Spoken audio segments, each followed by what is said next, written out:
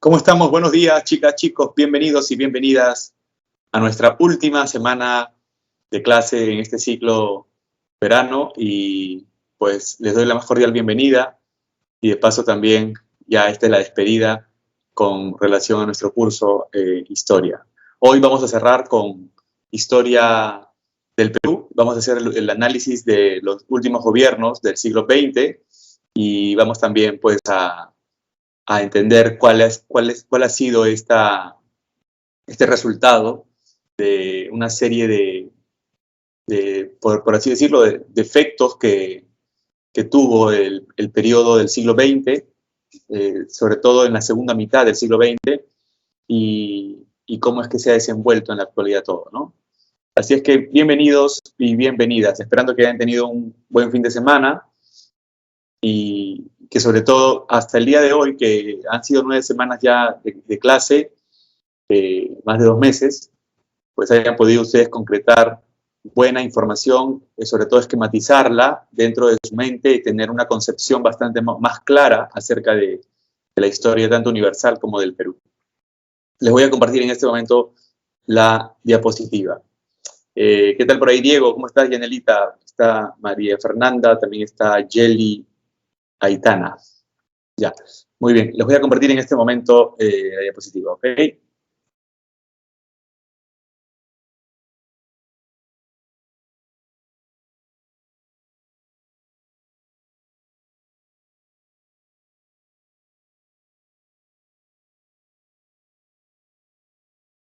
Listo. Por aquí está. Me comentan a ver si es que no hay ningún problema con la imagen y se ve correctamente. Todo bien, profesor. Ya, chévere, gracias por ahí. Un ratito para cuadrarla bien, ya está.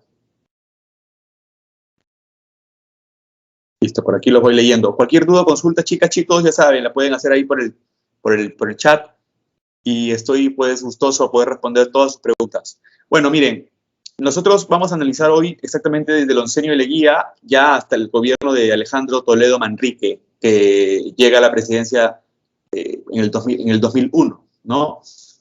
Bastante conocido y este personaje muy pintoresco dentro de los presidentes, de los expresidentes del Perú. Pero voy a hacer un breve recuento de lo que nosotros habíamos dejado pendiente, que era la República Aristocrática, ¿se acuerdan? Un periodo que es también llamado el Segundo Civilismo, que marcó el inicio prácticamente del siglo XX.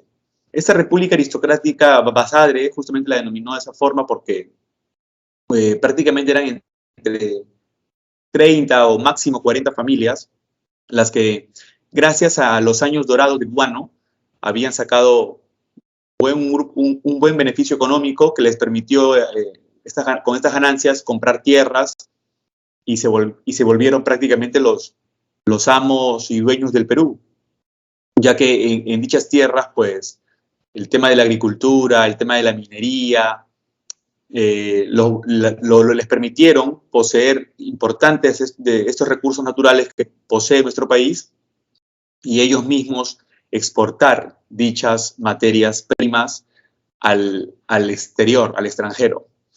Estas familias se vieron más beneficiadas porque con el Partido Civil, que era el partido que las representaba, acuérdense del primer civilismo, ahora nuevamente ellos vuelven a tomar el mando político del Perú. Y es por eso que la República Aristocrática es nuevamente el retorno del civilismo. Y incluso le podríamos llamar la República neocivilista o el segundo civilismo, ¿no?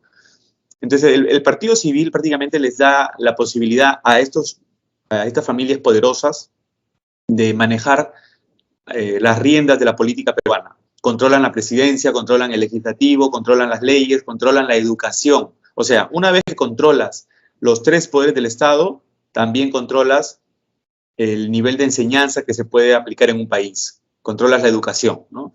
Y de esa manera mantienen a las grandes mayorías en un esquema, pues, prácticamente mínimo, controlado, ¿no? Y que al fin y al cabo las excluye, tanto a campesinos, obreros, estudiantes, los excluyen de participar en la política.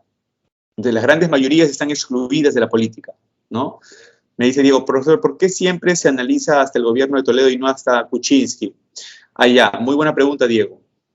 Con respecto siempre a los últimos años de historia, normalmente uno no alcanza a ver en el presente mismo cuáles han podido ser los efectos de daño o de efectos positivos que las medidas de algún gobierno pueda, digamos, traer como efecto, ¿no? Como consecuencia. Normalmente la historia tiene que tener un proceso de maduración, vamos a decir, y eso en un mínimo de 20 años aproximadamente. Entonces, si nosotros analizamos las políticas de Ollanta, de Kuczynski, ¿no? Lo último ya con Vizcarra, si analizamos todo esto que hemos vivido hasta ahora, estos casi, exacto, ¿no? Estos tiempos actuales prácticamente lo único que podríamos hacer es hacer una mera descripción acerca de recuentos, pero no podríamos entender el efecto tan negativo o positivo que éstas hayan podido causar. No obstante, ya es por ello que analizamos los temas anteriores, ¿sí? Entonces, la historia necesita tener un proceso todavía donde al principio se pone como por decir, una fruta, ¿no? Está verde, pero déjala madurar y te vas a dar cuenta verdaderamente hasta dónde una decisión puede haber afectado o no el futuro del país, claro, ¿no? Bien, me dice Franco Jesús, profe, tanto para la pre como para el examen de admisión, ¿ya no tomaron el segundo gobierno de Alan García? No, el segundo gobierno de Alan García tampoco está incluido, como ustedes pueden ver. Solamente los temas que avancemos aquí mediante el contenido de las separadas, todos estos temas son los que van a venir en las preguntas, ya sea en los diferentes exámenes, ¿sí? En función a los contenidos de información que tenemos en las separadas. Así es que no tienen que abarcar ustedes ni más ni menos. Ríjanse por la información que ya la tenemos muy remarcada dentro de las separadas. Bueno, entonces, esta época de la República Aristocrática fue una época de 20 años prácticamente donde estas familias sacaron provecho al manejar la política. Fue algo que nunca se vería después. ¿En qué sentido? Donde un millonario, a pesar de que tiene empresas, beneficios, ¿no? Tiene sus tierras y esto, al mismo tiempo es el millonario el que asume las riendas de la política. Esto ya no se ve. ¿Y por qué? Porque obviamente pues esto genera mucha desconfianza, ¿no? Dentro de la población. Normalmente una persona poderosa que al mismo tiempo asume económicamente, que al mismo tiempo asume el mando político, lo hace ver demasiado turbio, ¿no? Esto hace notar que aquí hay gato encerrado, que seguramente va a sacar beneficios y tajadas a su favor, etcétera, ¿no? Así es que en esa época sí no se tuvo reparo en que los grupos poderosos asumieran las riendas políticas, y de los presidentes que estuvieron dentro de este periodo también está el que vamos a ver a continuación, que es Leguía, ¿no? ¿Qué característica tuvo toda esta etapa básicamente de estos presidentes de la República Aristocrática? El Perú se volvió dependiente ya al extremo de Inglaterra, todas las exportaciones empezaban a ir a Inglaterra, pero esa figura cambiará a raíz del estallido de la Primera Guerra Mundial, cuando Inglaterra deja de ser una potencia, ¿no? Pierde mercados, colonias, y Estados Unidos la reemplaza. Ahora entonces la dependencia del Perú va con Estados Unidos. A nivel social en el Perú, durante esos casi 20 años de República Aristocrática también, los obreros estuvieron bregando y luchando por obtener mejoras en las empresas, ¿no? Sobre todo en la ley de las 8 horas de trabajo, que era sustancial y que ya en algunos lugares del mundo se había logrado. No olvidar los mártires de Chicago, en Estados Unidos, cuando el 1 de mayo de 1886 lograrían obtener las 8 horas de trabajo, ¿no? Esto ya iba progresivamente lográndose en más territorios. En el Perú le costó una lucha de verdad de muchos años, hasta que uno de los presidentes de la República Aristocrática, el famoso Pan Grande, llamado así por su política populista de dar más alimento a precio más cómodo a la población, me refiero a Guillermo Billinghurst.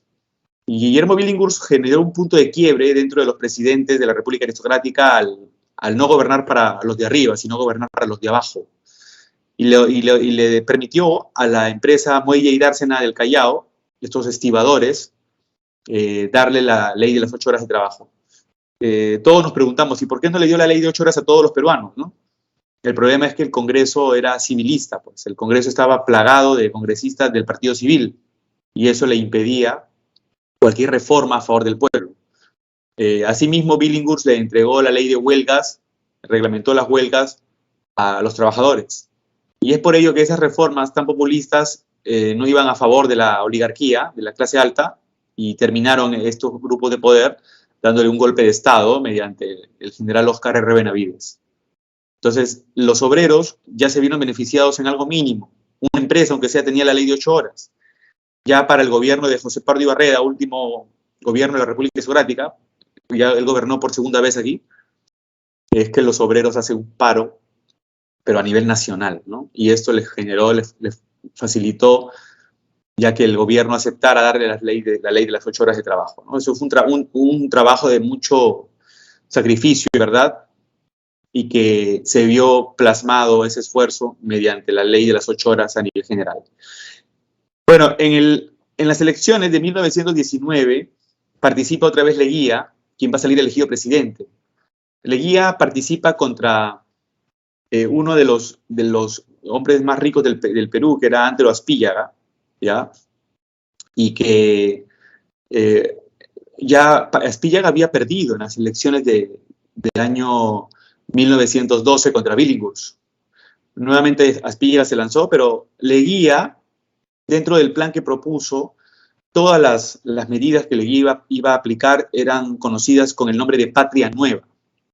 Entonces, el proyecto que Leguía le ofrece al Perú ahora se llama Patria Nueva. Entonces, consiste en más trabajo, que el Perú se consolide, no van a haber guerras, no perderemos territorios, estudios para el pueblo, etcétera, ¿no? Muchas promesas. Entonces Leguía está rompiendo de alguna manera contra el grupo civilista. Ya no va a ir a favor de los civiles, del partido civil. Y eso genera que, a pesar que Leguía gana en las elecciones, como todavía los que tenían el manejo político eran los civilistas, no querían reconocerlo como ganador. Entonces Leguía termina dándole golpe de Estado al gobierno de José Pardo Ibarreda. Y así asume la presidencia con la Patria Nueva, ¿no? Lo que nadie sabía era que Leguía se iba, pues, a mantener en el poder en esta etapa durante 3 sucesivos gobiernos que sumarán 11 años. Y es por ello que terminará después conocido este periodo como el oncenio de Leguía. ¿Ya? Pero este es el gobierno de la Patria Nueva de Leguía. Un régimen, en este caso, civil y autoritario. Ojo, civil, no porque él va a gobernar con el partido civil, sino porque representa un personaje que no está dentro de las fuerzas militares, ¿ok? Pero él rompe con el partido civil, ¿ya? Cuyo objetivo era modernizar el Estado con apoyo del capital norteamericano. A ver, dentro de las características, el desplazamiento del capital inglés y el ingreso ahora del capital norteamericano, Estados Unidos, ¿no? Está la persecución del partido civil. Leguía se encargó de, a todos los civilistas, prácticamente sacarlos de la palestra política, ¿no? Del escenario político. Está también, punto 3, la ampliación de la burocracia y la corrupción estatal, en el sentido que ofreció muchos cargos dentro del Estado, muchos cargos públicos, a varios sectores de gente que lo había respaldado a él para llegar a la política. Entonces amplió de esa forma a los empleados, la burocracia del Estado, ¿no? De alguna manera, en el Perú empieza a aparecer en esta etapa ya de una manera más visible la clase media, una clase ya más consolidada gracias a los trabajos que está obteniendo de Leguía.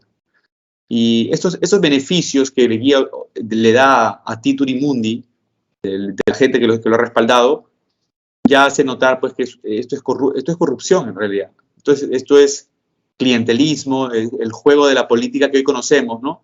Me ayudaste a llegar a la presidencia, ahora te devuelvo esto con un favorcito. Y este favorcito va a hacer que tu empresa va a tener la licitación para tal obra, o a ti te voy a dar un cargo de dentro del Estado, ya sea en un ministerio, ya sea como asesor de un congresista, o ya sea como fuere, pero te doy un cargo en el Estado, o un buen sueldo. A veces los sueldos no te bajan de 4.000, 5.000 soles en la actualidad, ¿no? Leguía intenta darle beneficios a mucha gente, ¿no? Bueno, entonces la Patria Nueva generó la ruptura del control civilista del Estado mediante la incorporación de la clase media, ¿no?, a la administración del Estado. Todos estos leguistas, ¿sí?, pertenecen al partido de Leguía, que ahora es el Partido Democrático Reformista. Este partido le genera a Leguía, pues, toda una red de clientelismo, de gente que él va a incorporar a los diferentes cargos que pueda dentro del Estado, ¿no?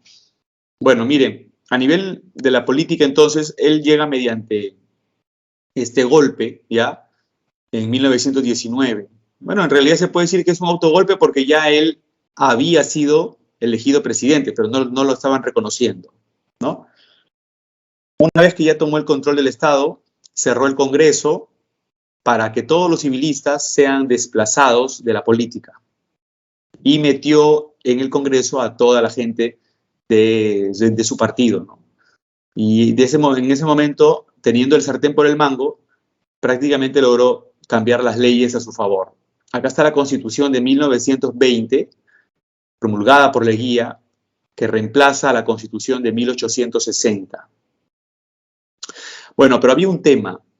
Se empezó a generar verdaderamente muchas críticas contra el gobierno a raíz de que el gobierno pues había violado muchos aspectos legales, empezando por cambiar la Constitución, empezando por la manera tan pues autoritaria como se venía gestando esta primera parte.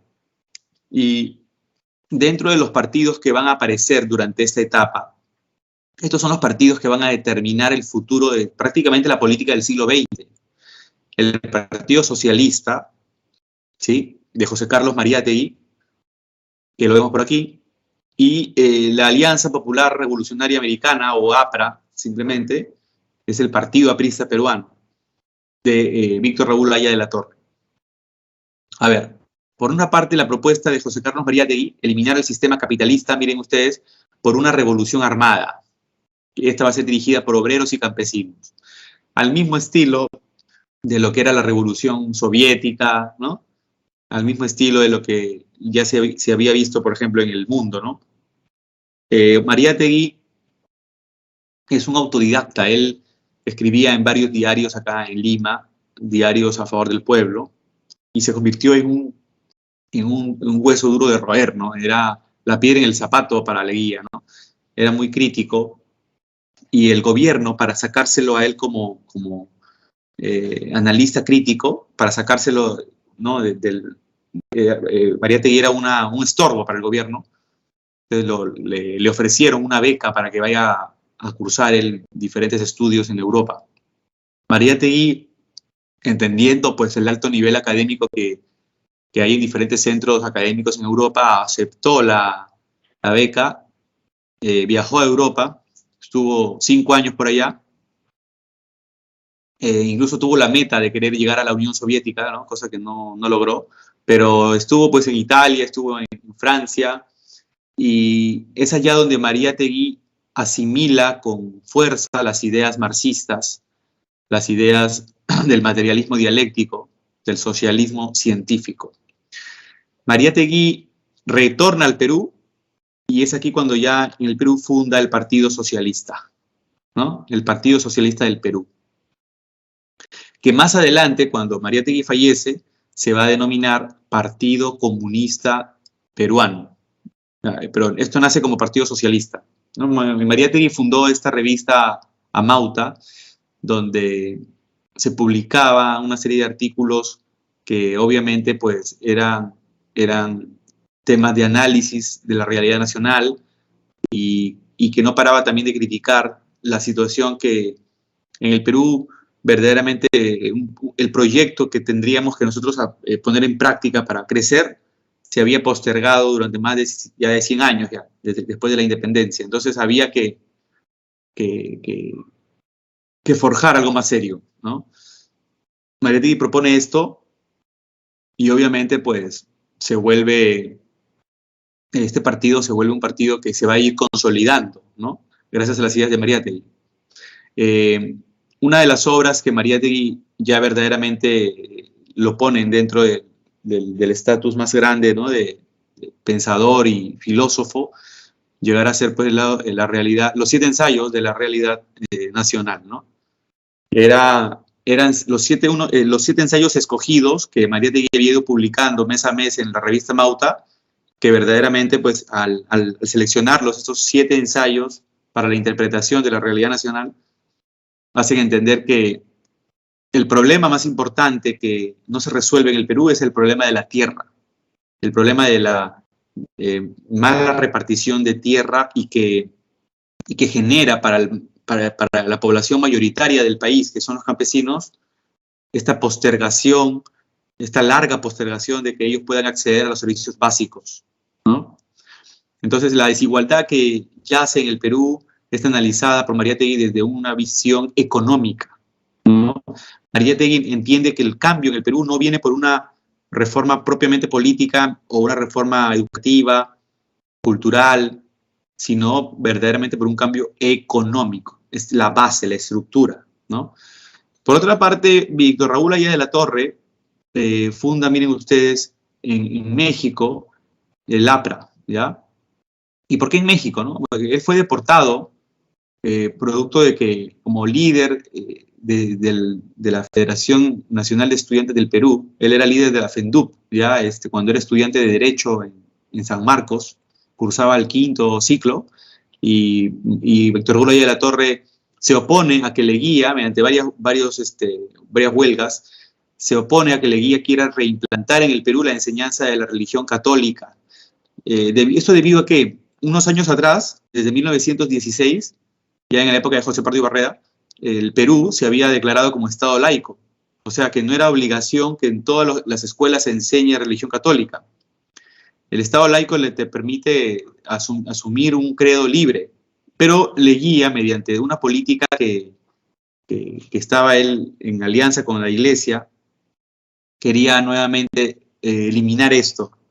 Y esto en época de Leguía fue conocido como la reimplantación del Sagrado Corazón de Jesús. Entonces quería nuevamente enseñar el tema de la religión en las escuelas. Al oponerse a esto, Haya la Torre, Haya finalmente va a ser deportado. Llega a Panamá y ahí se va a México. En México funda el APRA. ¿Cuáles son las propuestas de Víctor Raúl?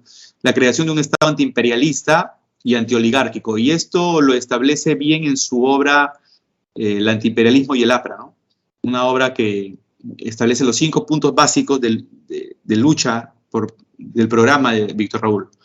La reforma agraria es otra de las propuestas, miren ustedes. La nacionalización de las empresas, ¿no? Esos son los puntos más importantes. Pero aquí entró la disyuntiva con Mariátegui. ¿Quién es el grupo que va a liderar, que va a dirigir este proceso? Bueno, Haya la Torre decía que era la clase media, porque eran los intelectuales. Era la clase que te iba a permitir, gracias a su intelecto, pues una propuesta de cambios. En cambio, ¿qué decía Mariátegui? Que esto debía ser dirigido por obreros y campesinos. Entonces ahí empezó el debate Haya-Mariátegui. Decía Mariátegui que los obreros y campesinos se hacen líderes en la práctica.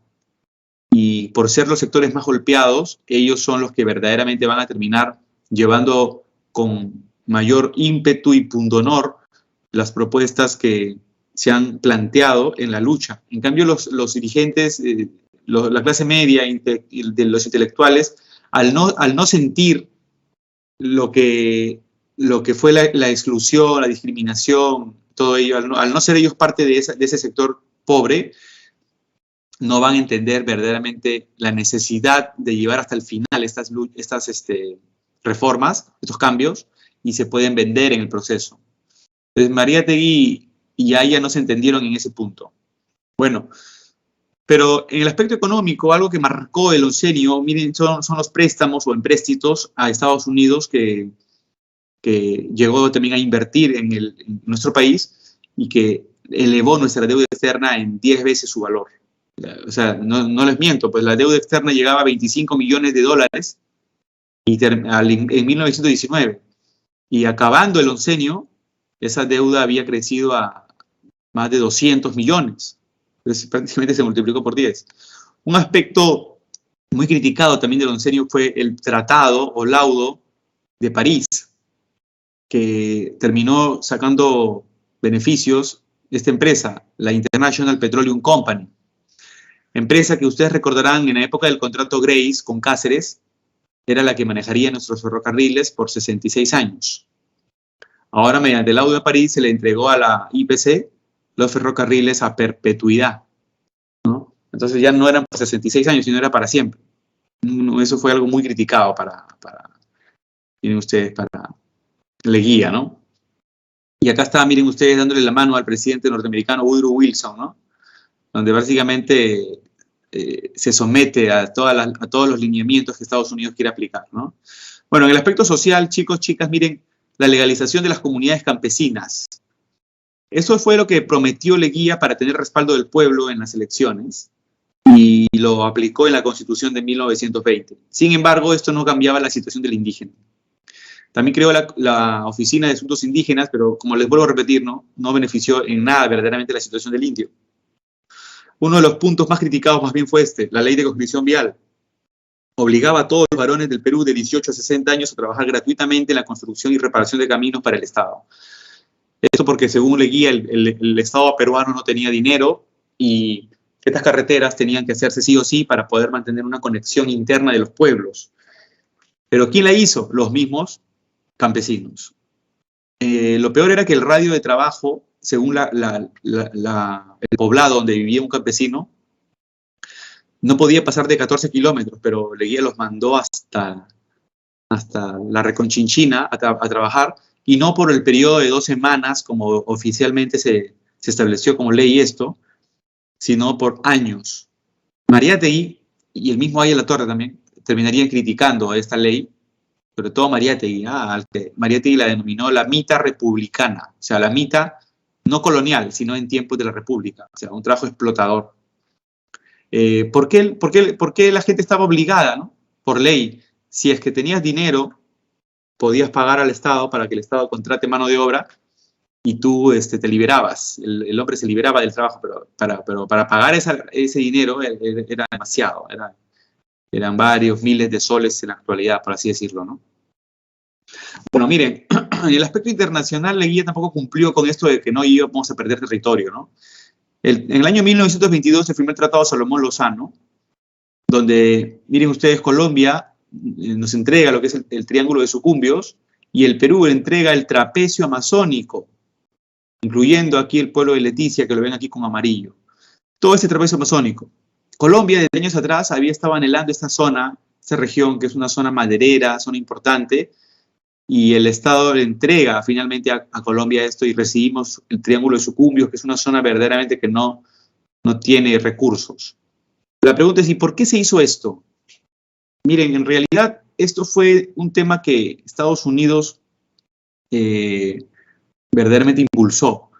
Estados Unidos tenía una deuda con Colombia por la posesión de unas islas en Centroamérica. Estados Unidos termina pagándole esa deuda a Colombia, diciéndole al Perú que le entreguemos este territorio. Según los biógrafos de Leguía, los que hacen, ¿no? los biógrafos de Leguía, entre ellos, por ejemplo, Carlos Alzamora, Leguía dice que no tuvo otra opción debido a que si es que él se negaba a entregar el trapecio amazónico a Colombia, dice que Estados Unidos iba a impulsar una guerra contra el Perú por los 5 países que nos rodean, por los 5 frentes, o sea, por Ecuador, Colombia, Brasil, Bolivia y Chile. Así es que dice que no le quedó otra cosa a Leguía que pagarle la deuda que Estados Unidos le debía a Colombia entregándole ese territorio, a fin de preservar la paz en todas las fronteras. En realidad esto fue pues una cuestión matonesca de parte de Estados Unidos y Leguía nunca dio a conocer exactamente cuál era la situación para que de parte del pueblo peruano haya un respaldo. Adelante. ¿Podría repetir, o sea, por qué Estados Unidos nos presionó a nosotros? Estados Unidos prácticamente tenía todo el control sobre, ¿no?, sobre el Perú.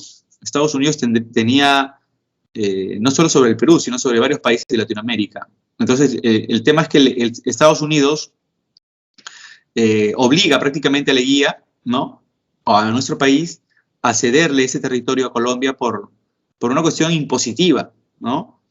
Por una cuestión que incluso de amenaza, ¿no? Porque si es que no le entregamos esto, nos hará una guerra por los 5 frentes que son los países que nos rodean. O sea, Estados Unidos se encargará de llevar adelante todo un tema que terminará afectándonos de manera mucho mayor, ¿no? Así es que, sí, no de nada, pero en realidad, pues, ese tipo de políticas que pueden ser a favor, en realidad, porque el biógrafo de Leguía cuenta esto y esto en realidad puede terminar beneficiando a Leguía de alguna manera, porque uno dirá, pobrecito, ¿no? Entonces él no tuvo opción.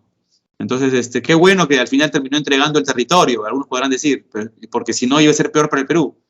Pero es que en realidad, si un presidente asume el cargo, pues debe también de manifestar todas las aristas ante una situación tan grave como esta, ¿no? Porque si eso sería cierto, que es muy probable, igual, culpa también tiene el presidente, que en ese momento asume el cargo en el Perú, de no darle a conocer al pueblo la situación en su magnitud de lo que está ocurriendo, ¿no? Bueno, el otro punto es con Chile. En el año 29 se llegó a firmar el Tratado de Lima, o también llamado Tratado Rada-Gambio-Figueroa Larraín, donde Chile se queda finalmente con Arica, territorio que ustedes saben tiene cualquier cantidad de minas de cobre, y eso le ha dado a Chile el PBI casi durante todo el siglo XX, le ha mantenido bien el PBI a Chile. Y el Perú recupera Tacna, que también ya ustedes saben que hay bastantes minas, ¿no? Menos mal que no se descubrían para esa época. De ser así, Chile no nos hubiera devuelto ninguno de las 2 provincias, ¿no? El problema aquí, chicas y chicos, es que hubo una misión norteamericana que llega al Perú para analizar justamente esta situación, y en realidad el Perú no tuvo por qué haber entregado ni siquiera Arica, ¿no? Entonces, esto fue finalmente mediado por Estados Unidos en beneficio de Chile, ¿no? Que terminó, pues, poseyendo nuestra tan anhelada Arica, ¿no? Ya finalmente, ¿no?, la perdimos, ¿ya? Y Tacna, pues, llega a reinsertarse nuevamente al territorio peruano, ¿ya? Bueno, por otra parte, la modernización, miren, de la infraestructura productiva y la modernización urbana fue algo que se notó durante la época del oncenio, ¿no? Con las diferentes obras que se llegaron a plasmar, sobre todo por los 100 años de la independencia, que Leguía también quería urbanizar mucho más Lima, ¿no? Otro punto que a Leguía le interesaba era que Lima luzca mejor, para que los Estados Unidos, cuando lleguen a Lima, no vean que es como un pueblo atrasado, prácticamente, ¿no?, un pueblo sin urbanismo, y de alguna manera sea vista como una ciudad moderna, ¿no?, adelantada, y que Estados Unidos en esa manera se convenza de que puede invertir con préstamos acá en el Perú, y sus empresas también pueden llegar acá al Perú, ¿no? Ahora, el final del oncenio llega a raíz del crack del 29 que analizamos la semana pasada, donde la bolsa de valores de Estados Unidos quebró, ustedes recuerdan, y eso generó la caída de las exportaciones en el Perú. Y no solo esto, ¿no?, también ya Estados Unidos no nos va a prestar dinero, ¿no? Entonces, miren, acá hay una imagen de una cola, miren ustedes, de ciudadanos estadounidenses para recibir alimentos proporcionados por la Cruz Roja. Paradójicamente, miren ustedes, están debajo de un cartel que anuncia que los Estados Unidos tienen el mayor nivel de vida del mundo, ¿no? Entonces, una cuestión que generalmente nos pasó factura, y no solo a nosotros, sino también a todos los países del mundo capitalista. Uno de los países que, claro, no fue afectado en nada, ustedes recuerdan, fue la Unión Soviética, ¿no? La Unión Soviética no recibió ni una esquirla de la situación que vivió Estados Unidos. Y de esa manera el socialismo se iba consolidando mucho más, ¿no?, allá en la zona de la URSS. ¿Qué sucesos ponen fin al oncenio? Miren, el golpe de Estado por parte de Sánchez Cerro. Pero hay que entender que este golpe de Estado es impulsado por la oligarquía. Recuerdan que Leguía lo sacó del poder, anuló el partido civil, ¿Y dónde estaban los millonarios del Perú, no? Pues los millonarios del Perú, para no ser apresados y perseguidos, viajaron a Europa. Todos los millonarios de la oligarquía, ¿no? Se fueron a Europa. Pero al ver la situación que vivía el Perú desde 1929, a raíz del crack, estos van nuevamente a manejar, ¿no? El intento de darle golpe de Estado por la inestabilidad en la que se vivía en el Perú ya en esos años. Y este golpe de Estado lo da pues un militar, en este caso el general Luis Miguel Sánchez Cerro, ¿ya? Leguía intentó huir, luego lo apresaron, pero cayó gravemente enfermo y terminará falleciendo en 1932, ahí nomás, ¿no? Ya, bueno, ¿qué surge en el momento en que los militares toman el mando con el golpe de Estado? Pues surge el tercer militarismo. Este es el último militarismo ya que tiene nuestra república. Hay que recordar que el primer militarismo se inició después de la independencia y Basadre le llamó el militarismo después de la victoria. El segundo militarismo se inició después de la guerra con Chile y Basadre le llamó el militarismo después de la derrota. Y el tercer militarismo se iniciaría después del crack del 29, a lo que Basadre le denomina el militarismo después de la crisis, ¿no? Pero en realidad este militarismo está bien. Los que asumen el mando político son los militares. Pero ¿quién está orquestando todo desde atrás? Pues nada más y nada menos que la oligarquía. Ahora la oligarquía ya no puede, ya entendió que no puede directamente manejar la política del país. Eso generaría fastidio en la gente, ira en la gente, una imagen turbia de que estos millonarios, a la vez que manejan la política, van a querer, pues, ¿no? Sacar doble beneficio. Y es por ello que ahora la oligarquía está manejando las riendas políticas mediante los militares, ¿ya? Características de esta etapa, miren, políticamente gobiernos militares autoritarios con influencia del fascismo. Acuérdense que el fascismo que ya nació en Italia y que se está esparciendo, ¿no?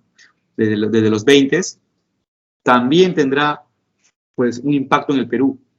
En el Perú la clase alta tendría estas ideas y los militares que respaldan a la clase alta pues también terminarán asumiendo esto con Sánchez Cerro, con Benavides. Mira, una de las formas en las que se demuestra es con la persecución y declarando ilegal a partidos como el APRA, a partidos como el Partido Comunista del Perú, así se llama ahora el Partido Socialista de María Tey, en defensa de los intereses obviamente oligárquicos, que es lo que les vengo diciendo, ¿no? La creación de la Constitución de 1933 y el Código Civil de 1936. Profesor, me dice, pero ¿no todos los militares son totalitarios o solo es este?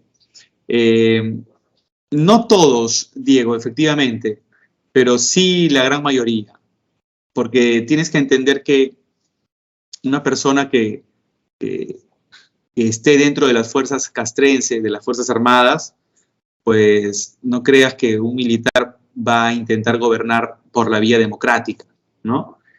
Entonces, al irte por la vía antidemocrática, antiliberal, definitivamente vas por la vía autoritaria, y eso está más cercano a ser un facho, ¿no? Un totalitario, ¿ya? Bueno, a nivel económico, la depresión mundial, ya saben, del capitalismo afecta el mundo capitalista y hay una lenta recuperación que prácticamente no se va a ver hasta después de la Segunda Guerra Mundial, ya que es evidente que Estados Unidos nuevamente se establece como potencia, ¿no? El incremento, miren ustedes, de la intervención del Estado, eso serán por las políticas que ya hemos visto desde el New Deal por Franklin Delano Roosevelt en Estados Unidos, y que también eso impacta en el Perú, obviamente con misiones económicas que Estados Unidos manda, ¿no? Como la misión Kemmerer, que vamos a verla también. A nivel internacional, miren, hay un problema con Colombia, que el tema de que Leticia, ¿se acuerdan el pueblito peruano que terminó pasando a favor a Colombia por el Tratado Salomón Lozano? Leticia empieza a hacer huelgas de que quieren reincorporarse al Perú. Y esto va a generar por parte del gobierno de Sánchez Cerro un impulso por querer atacar Colombia. Vamos a ver qué es lo que ocurre. A ver, Acá está el gobierno de Sánchez Cerro que les comento. Él, antes de ser presidente en 1931, él, ya saben que le había dado golpe de Estado a Leguía, ¿no? En agosto del 30. Cuando le da golpe de Estado a Leguía, Sánchez Cerro asume el mando del Perú, pero mediante una junta militar de gobierno, donde no solo gobernó Sánchez Cerro un tiempo, también estuvo, por ejemplo, David Samanez Ocampo, ¿ya? Hubieron muchos representantes de esa junta. Sánchez Cerro, cuando era presidente de la junta, fue breve su periodo, termina renunciando para poder, mediante un partido político, lanzarse a la presidencia y que su gobierno sea visto lo más democrático, entre comillas, posible. Quien lo respaldó a Sánchez Cerro en todo este proceso, obvio, fue la oligarquía. Al renunciar a la junta, el que quedó en el mando fue el arequipeño David Samanez Ocampo. Mientras tanto, Sánchez Cerro está con su partido que acaba de crear, que es la Unión Revolucionaria, un partido de militares. Este partido se empieza a consolidar solo con el apoyo de la derecha peruana, o sea, de los grupos empresariales oligárquicos. Es más, el diario El Comercio, ustedes saben, siempre ha sido pues, el diario de los empresarios, de la clase alta, el diario amarillista, el diario que está siempre a favor de generar una tendencia, pero de ciertos grupos de poder. El Comercio le hace la campaña a Sánchez Cerro, de la Unión Revolucionaria, ¿no? De que Sánchez Cerro es la mejor propuesta. ¿Y quién era el otro que se estaba lanzando? Pues nada más y nada menos que Víctor Raúl Haya de la Torre. Haya de la Torre, mediante toda esta campaña negativa que hubo contra él en esa época, donde lo tildaron de traidor a la patria, lo tildaron de ratero, de todo, es que ustedes saben, ¿no? Los medios de difusión masiva son los que terminan pues impactando en la mentalidad de la gente. La gente rápidamente se hace una idea de quién es según la publicidad, ¿no? Entonces, lamentablemente, la prensa basura siempre ha existido, ¿no? Y en el Perú, por ejemplo, ya ahí está lo que les estoy comentando. Y es así que Haya de la Torre, pues, terminará perdiendo esas elecciones. ¿Quién dirigió esas elecciones? El Jurado Nacional de Elecciones. Esto fue creado por David Samanez Ocampo en el momento en que Sánchez Cerro ya había renunciado. Ahora Samanez Ocampo había asumido el grado de presidente de la Junta Militar. Y es así que Sánchez Cerro terminó venciendo a Haya en las elecciones del año 31. ¿No? Toda una serie de críticas por parte de los apristas que habían visto toda esta campaña negra contra Haya y todo. Bueno, mientras ya él es presidente ahora en el año 31, asume su mando, el mando político, es que llegó la misión Kemmerer para reestructurar muchos aspectos económicos, la moneda, impuestos, y lo más importante fue la reforma del Banco Central de Reserva del Perú. Pero la situación del Perú iba en una recuperación verdaderamente muy a paso de tortuga. A nivel político, ya es aquí donde se ve la tendencia fascista de Sánchez Cerro cuando propone la ley de emergencia, donde generó todo el recorte de libertades a la gente. Aduciendo que el partido aprista se fundó en México, lo catalogaba como partido internacional. Pero eso no es así, porque Haya de la Torre, cuando fundó el partido aprista en el Perú, lo inscribió como Partido Aprista Peruano, o sea, PAP, no como APRA. El APRA sí fue fundado en México, pero aquí en el Perú se inscribió el Partido Aprista Peruano. Y lo mismo pasaba con el Partido Comunista. Por tener ideas de Marx, de Engels, por ser un partido que ha logrado tener protagonismo en la Unión Soviética y en muchos países de Europa, también fue catalogado de partido internacional. Pero no, pues Haya de la Torre, Víctor Raúl, disculpen, José Carlos Mariátegui, fundó el Partido Socialista acá en el Perú, en Lima. Y a la muerte de Mariátegui falleció joven, Eudosio Rabines cambió el nombre por Partido Comunista Peruano. Pero entonces esto generó la persecución de los partidos, como ya les comenté, y empezó a darse el levantamiento de los apristas en Trujillo. No solo fue en Trujillo, fue también en Cajamarca, en Huaraz. Y este levantamiento de los apristas, el momento más duro fue en Trujillo, donde llegaron a tomar los apristas el cuartel militar O'Donovan, donde dice que en esa lucha murieron algunos militares, y la respuesta de Sánchez Cerro fue, pero fuertísima. Mandó desde Lima al ejército para prácticamente perseguir y matar a todos los apristas, ¿no? Algunos hablan que las cifras de muertos llegaron a 400, a 800, otros dicen que pasaron las 1000 personas, ¿ya? Otros hablan más de 2000 muertos de los apristas. En sí, las cifras no se logran poner de acuerdo, pero que hubo persecución y muerte, sí lo hubo. Y ese año, el año 1932, incluso llegaría a ser conocido como el año sangriento, ¿no? Por el producto de justamente las persecuciones que hubieron en Trujillo y las matanzas, ¿no? Luego, Sánchez Cerro, ya al año siguiente sabemos que promulga la Constitución de 1933, Constitución que reemplaza la de Leguía, que le estaba dando muchas facilidades al capital norteamericano, y establece que el gobierno va a durar no 5 años, sino 6. Sánchez Cerro se había ganado una imagen bastante negativa, a decir verdad, por estas persecuciones contra el APRA y este recorte de libertades, ¿no? Incluso había cerrado nuestra universidad, ¿no? San Marcos fue cerrada indefinidamente por Sánchez Cerro, ¿no? Y ocurre lo de Leticia, estas huelgas. Sánchez Cerro decide iniciar una guerra, está proponiendo una guerra contra Colombia para anular el Tratado Salomón Lozano. Y mientras está dando a conocer esta propuesta, ha reunido a las tropas del ejército, ¿no? Está en el campo de Marte, en el hipódromo de Santa Beatriz. Ahí está Sánchez Cerro dando las pautas, ¿sí? Y se está retirando ya del hipódromo, y en ese momento es donde ocurre el atentado contra Sánchez Cerro, ¿no? Terminan disparándole.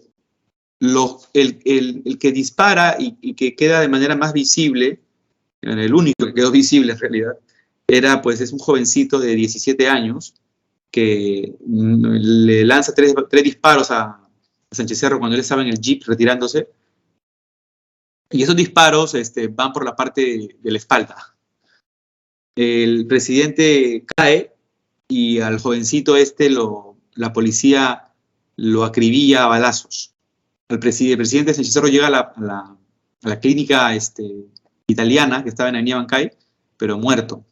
Pero lo interesante de esto es que la bala que mató al presidente Sánchez Cerro no fue ninguna de las que disparó el jovencito, porque a decir verdad, estas balas que el jovencito disparó pues no impactaron, no fueron de gravedad mortal. Fueron en el hombro, en la zona, ¿no? Casi rozando las costillas, y no fue herida mortal. ¿Y cuál fue entonces la bala que lo mató? Pues, nadie había visto que al presidente lo habían impactado por la parte frontal 6 disparos. Y se hizo la autopsia y todo, ¿no? Incluso vieron pues que la bala que lo mató fue la que impactó en el corazón. Ahora la pregunta es, ¿quiénes eran los que dispararon? Eran 4 tiradores, porque de las 6, las 4 eran de distinto calibre. Entonces aquí fueron francotiradores los que lo mataron y nadie los visualizó. Se cree que este asesinato haya sido manejado por los Estados Unidos, pero en realidad pues el jovencito que todos creyeron que al principio lo había matado, y cuando vieron sus credenciales, Abelardo Mendoza Leiva se llamaba, ¿no? Estaba afiliado al partido aprista, todos pensaban que fue el APRA que lo mató. No, al final la Corte Superior de Justicia terminó al APRA exculpándolo de todo cargo con relación a la muerte de Sánchez Cerro, ¿no? Pero parece que todo estaba planeado incluso entre las altas esferas de la política, porque quien reemplazó rápidamente a Sánchez Cerro, y de manera ilegal, era Óscar R. Benavides, quien estaba destacado en Europa y que terminó él asumiendo el mando, ¿no? Por segunda vez en la historia. Ya recordemos que él fue el que le dio golpe de Estado a Billinghurst. Así es que esto posiblemente haya estado relacionado con el intento de guerra que Sánchez Cerro haya querido impulsar contra Colombia, y de esa forma también anulando el Tratado Salomón Lozano, ¿no? Porque cuando Benavides llegó, Benavides decide pues rápidamente nuevamente restablecer el Tratado de Salomón Lozano mediante el protocolo peruano-colombiano. Me dice, profesor, ¿implica también en que fue el último magnicidio en la historia del país? Bueno, sí, pues después de él no va a haber otro asesinato a este nivel, ¿no? Sí, de una forma, ¿no? No va a ocurrir un asesinato de este grado, ¿no? Bueno, ¿cuál es la política de Óscar R. Benavides? Paz y concordia, que no quiere tener ya este problema con los sectores populares, principalmente con el APRA. Por eso lanza una ley de amnistía, o sea, una ley de perdón, entre comillas, ¿no? Como la película de espías, me dice acá Diego. Algo así, ¿no? Sí, claro, esas películas están obviamente respaldadas por hechos reales, ¿no? Y ahí en la película le ponen un tinte ya adicional, pero esos son casos que verdaderamente no se dan, ¿no? Bueno, Benavides no logró que el APRA verdaderamente haga las paces al 100% con el gobierno, porque el APRA hacía huelgas y uno de los hechos que terminó generando nuevamente la persecución del APRA es que un grupo de apristas terminó asesinando al director del diario El Comercio como venganza por toda esta campaña negra contra Aya La Torre en las elecciones de 1931. Lo ametrallaron prácticamente, ¿no? Y los apristas obviamente fueron culpados, ¿no? Pero en verdad sí fue un aprista el que lo asesinó, un tal Carlos Ester Lafón, lo que generó nuevamente la persecución de la... Bueno, ojo, Benavides solo tendría que gobernar hasta el 36, que es el año en que Sánchez Cerro terminaría su gobierno, pero ya saben que fue asesinado en el 33. Así es que Benavides en el 36 convocó elecciones, pero el que salió elegido presidente fue un letrado aprista, Luis Antonio Eguiguren. Y obviamente el APRA estaba nuevamente, como ya les dije, perseguido. Así es que esa candidatura fue anulada y el Congreso le dio una prórroga a Benavides de 3 años para que continuara su gobierno. Una de las medidas que generó impacto en la época de Benavides fue la creación de los ministerios de Educación, por ejemplo, y Salud Pública, Trabajo y Asistencia Social, ¿no? Luego está el tema del seguro, que es lo que más se le recuerda a Benavides, el seguro social obrero, ¿no? Es la política más recordada, ¿no? Y por esos años ya Benavides lanza elecciones en el 39 y sale elegido presidente, vean ustedes, Manuel Prado Ugarteche. Ojo, en el Perú se está iniciando ya a partir de ese momento lo que es la primavera democrática.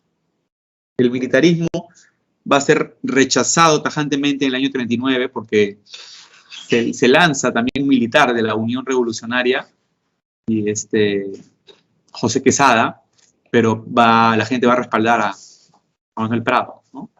Y sabemos, pues, es egresado de San Marcos y egresado de la UNI, ¿no? Y el hombre pertenece, pues, al Imperio Prado, pero generó la opción más democrática. Así es que en esta época, vean ustedes, la primera democrática, gobierno que representó los intereses de la burguesía nacional y permitió el retorno de los partidos populares anteriormente perseguidos, ¿ya? Aquí está el primer gobierno de Manuel Prado Ugarteche. Bueno, él es el hijo, acuérdense, de Mariano Ignacio Prado. Los militares, aquí es donde de José Quesada, ¿no? En el año 39 es donde se hizo muy famosa la historia que ustedes muy bien conocen, de que el papá de este señor había huido en plena guerra con Chile. Y para que él no sea elegido, en esa campaña de elecciones, José Quesada decía, ¿no? No van a votar pues por el hijo del cobarde que nos abandonó en plena guerra, ¿no? Así es que la gente conocía mucho más este pasaje de la historia gracias a esas elecciones, pero al final sí votaron por Manuel Prado Ugarteche, ¿ya? Acá está el primer gobierno de Manuel Prado del año 39 al 45, justo coincide con toda la Segunda Guerra Mundial. A nivel político se dio la legalización sindical mediante la creación, miren ustedes, de la Confederación de Trabajadores del Perú, ¿no? La CTP, ¿ya? Luego habría una alianza con el Partido Comunista del Perú. Ustedes dirán, profe, ¿pero por qué? Esto pues porque la Segunda Guerra Mundial, ustedes saben, la Unión Soviética respaldaba a Estados Unidos, estaban aliados, así que Estados Unidos, ¿no? Llegó pues a decir, a los gobiernos a los países, ¿no? A sus países que lo respaldan, donde hay un partido comunista, respalden también al partido comunista, porque el comunismo soviético nos está respaldando a nosotros en la guerra, ¿no? Entonces, ya saben que si alguno de ustedes dice, profe, pero ¿cómo fue posible que el capitalismo y el comunismo se unieron alguna vez, no? Pues obvio, pues porque la amenaza era mayor. La amenaza era la amenaza de estos dementes nazis y los otros desquiciados de los fachos, ¿no? Entonces, obviamente, ante ese sentido, el comunismo y el capitalismo, de alguna manera, pues, por diferente vía, pero teóricamente, ¿no? Ambos buscan el beneficio humano. En cambio, los otros, pues, buscan el exterminio, más bien, todo lo contrario. Por eso se unieron, ¿no? Bueno, a nivel de la economía, nuestras exportaciones aumentaron grandemente, algodón, caucho, cobre, y es aquí donde Manuel Prado impulsa esta política de inversiones, donde quiere de alguna manera industrializar el Perú. Miren, está la creación de las corporaciones de desarrollo, el SATA, la aviación comercial, Amazonas. Pues, estamos hablando de siderúrgicas, ¿ah? Las siderúrgicas, estamos hablando también de empresas caucheras, pero ¿sabes lo que pasa? Que el Perú no va a poder seguir impulsando esa política industrial porque Estados Unidos nos pone un pare, ¿no? Estados Unidos nos obliga a que las ganancias que nosotros tengamos gracias a las exportaciones, pues obvio, las razones son claras, ¿no? El Perú se volvería un país mucho más independiente a nivel económico y eso afectaría obviamente a Estados Unidos y a los países de los cuales dependemos. Bueno, otras obras que se dieron, por ejemplo, la reconstrucción de la Biblioteca Nacional del Perú por el incendio que sufrió, ¿no? Jorge Basadre, nuestro historiador, fue quien asumió el mando de la dirección de la biblioteca, ¿ya? Era la segunda vez en la historia del Perú que la biblioteca sufría un gran daño. El primer gran daño, acuérdense, fue durante la guerra con Chile, ¿no? El segundo fue por el incendio de esta época. Y el último grave momento que tuvo la biblioteca fue en el segundo gobierno de Alan García. Perdón. En el segundo gobierno de Alan García, donde los apristas se terminaron robando más de 1000 libros de la biblioteca, ¿no? Bueno, el censo de 1940, ¿no? Por otra parte, quiero que vean, el Perú enfrentó una guerra contra Ecuador, esta es la guerra del 41, o la guerra contra Ecuador, por sus pretensiones territoriales. Nuevamente Ecuador quería Tumbes, Maynas y Jaén. Y finalizó con la firma del Protocolo de Paz, Amistad y Límites de Río de Janeiro en el año 42. ¿Eso por qué? Porque Estados Unidos, que estaba ya a puertas de ingresar a la Segunda Guerra Mundial, quería que de los lugares donde saca mayor cantidad de materias primas, Perú, Ecuador, no hubiera pues una cuestión de conflicto para que el clima de las exportaciones se lleve con normalidad. Estados Unidos por eso pidió a Brasil, a Argentina y a Chile que mediaran para que se firme la paz. Por eso la paz se firmó en Brasil, ¿no? Y el Perú terminó perdiendo el triángulo de Sucumbios. Retrocedo aquí. Esta partecita celestita que Colombia nos entregó, se la terminamos entregando a Ecuador, ¿ya? La pregunta es, oye, ¿por qué? ¿Por qué le terminamos entregando eso a Ecuador? Y ese es el tema que siempre se genera, ¿no? A pesar que el Perú ganó, esa guerra la ganamos, ¿ah? Acuérdate que acá hay un importante aquí aviador que llegó pues a sacrificarse, ¿no? A estrellarse contra un emplazamiento de ametralladoras, ¿no? De fuego antiaéreo. Estamos hablando de José Abelardo Quiñones González, ¿no? Y verdaderamente ganamos la Quebrada Seca, ganamos Arumilla, pero lamentablemente perdimos esa parte, ¿no? Entregamos eso, ¿ya? Ahora, el Perú, ya sabemos entonces, terminó apoyando, ¿no?, a los aliados en la Segunda Guerra Mundial, ¿no? Sí, pues, ¿no? Ha habido todo un cambio, Valentino, efectivamente. Bueno, chicas y chicos, aquí tenemos que el gobierno de Manuel Prado sacaría ciertos provechos entonces de la Segunda Guerra Mundial en las exportaciones, aunque nos impidieron impulsar más la industria. Y a finales de la Segunda Guerra Mundial, en el 45, se lanzan nuevamente elecciones y esta vez termina ganando el abogado José Luis Bustamante Rivero. Este señor va a ser respaldado por todo un conjunto de partidos políticos, ¿ya?, que son los partidos que en el Perú, pues no quieren que los militares vuelvan al poder, porque en el 45 otra vez los militares intentan llegar a la presidencia, ¿no? Los militares, en este caso con uno de los mariscales que lideró a las tropas peruanas en la guerra contra Ecuador, el mariscal Eloy Ureta, ya, pero terminó perdiendo. Y el Frente Democrático Nacional, o Fredena, terminó formando un grupo de varios partidos que terminó apoyando la candidatura de Bustamante Rivero. Entonces acá llegó al poder con el apoyo del Frente Democrático Nacional y el apoyo también del APRA, ¿ya? Bueno, miren, a nivel político, el problema es que el APRA obtuvo muchas curules en el Congreso y terminó siendo oposición legislativa contra Bustamante y Rivero. La posición del APRA desde el Congreso, ¿no? Y obviamente, pues, el APRA, de alguna manera, empezaría a querer poner cabe a todas las reformas de Bustamante. Y otro sector era la oligarquía, que no se sentiría tan cómoda con el gobierno de Bustamante y Rivero. Vamos a verlo por qué. Vamos a ver por qué. Está el intento fallido de golpe de Estado aprista que se dio en el año 47 y finalmente sí le van a terminar dando golpe de Estado, ¿no? a Bustamante, gracias a que Manuel Odría, que era su ministro del Interior, fue, en este caso, financiado por la oligarquía, quien le va a terminar dando golpe de Estado ahora a Bustamante, ¿no? A ver, pero ¿qué fue lo que pasó en el gobierno de Bustamante para que se le dé este golpe de Estado? Primero está la creación de la empresa petrolera fiscal, la EPF. Esta EPF es la encargada de llevar adelante el cobro de la cantidad de petróleo por impuestos por el petróleo que se extrae del Perú. Cosa que no se ha visto con seriedad antes, ahora ya. De alguna manera esto, que genera más orden, más fiscalización, termina siendo para la oligarquía un fastidio, ¿no? Porque mientras ustedes saben, mientras no hay organismos que supervisen, fiscalicen o controlen el tema de materias primas, siempre puede haber beneficios para algunos grupos, principalmente los grupos de poder. Otro punto es el incremento del gasto público y también de los impuestos de exportación, producto de que cuando terminó la Segunda Guerra Mundial, todas las exportaciones cayeron. Entonces ahora lo poco que podíamos exportar había que aumentarle impuestos y se generó gasto público para en este caso, dinamizar la economía.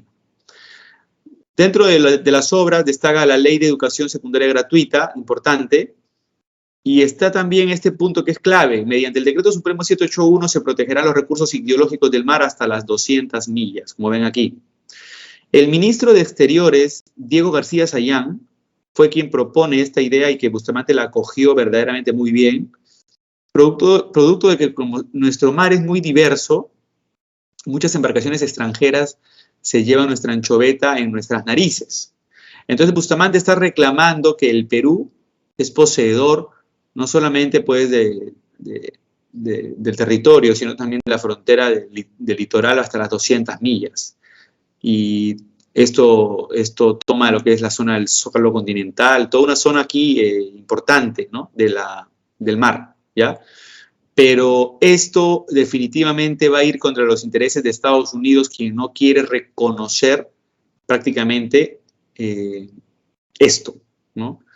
Y como ven, no solo tenemos la diversidad, aquí vean en el mapa, ¿no?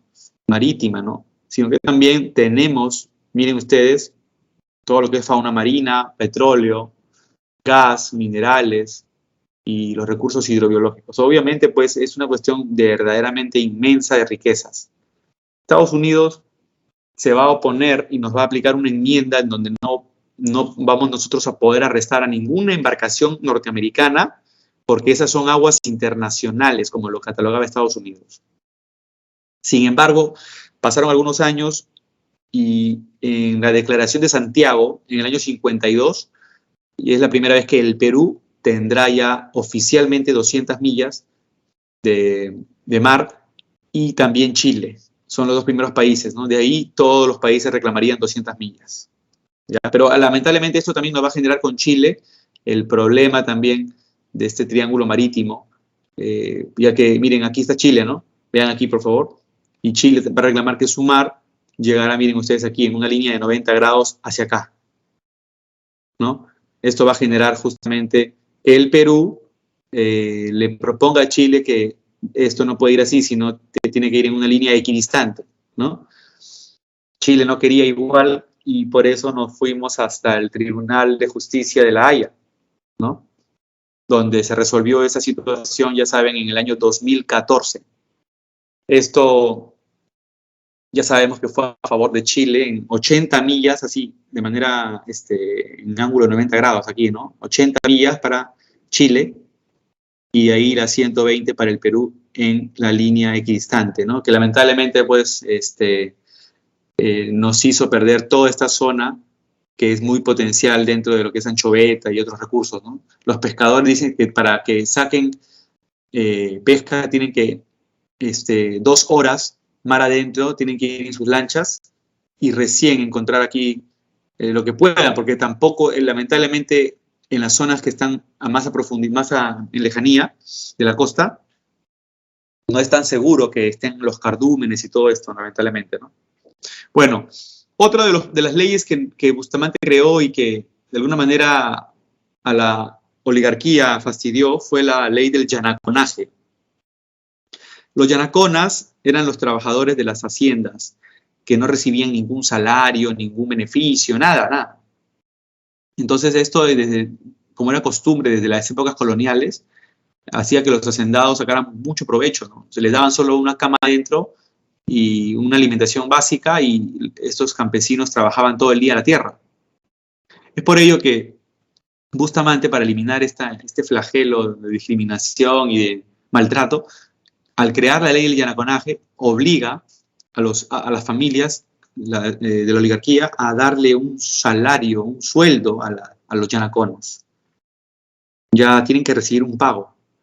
Y eso obviamente fastidia, ¿no?, a la oligarquía. Entonces, estas son algunas medidas que para muchos no fueron de conformidad con la clase alta y terminaron dándole golpe de Estado mediante el ministro del Interior, Manuel Arturo Odría Amoretti. Tarmeño él es nacido en Tarma, ¿ya? Y pues era general del ejército, ¿no? Llegó a ser ministro del Interior y luego ya presidente del Perú. Se inicia el ochenio, están los 8 años, ¿no? Ahorita vamos a ver por qué 8 años. La Ley de Seguridad Interior fue uno de los aspectos que marcó los inicios del gobierno de Odría. Esta Ley de Seguridad Interior es como la ley de emergencia que hizo Sánchez Cerro. Es más, este gobierno en sus inicios tiene como que algo muy parecido al gobierno de Sánchez Cerro. Primero, Odría llegó por golpe de Estado, igual que Sánchez Cerro, está claro. Pero ese golpe se dio desde Arequipa. Justamente Odría, desde Arequipa, inició lo que se llama la Revolución Restauradora, así le llamó.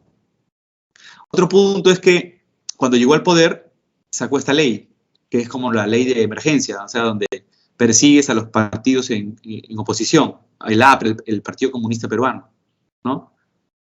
Otro punto interesante es que, al igual que Sánchez Cerro, Odría, ojo, al principio gobernó 2 años siendo el presidente de una junta militar.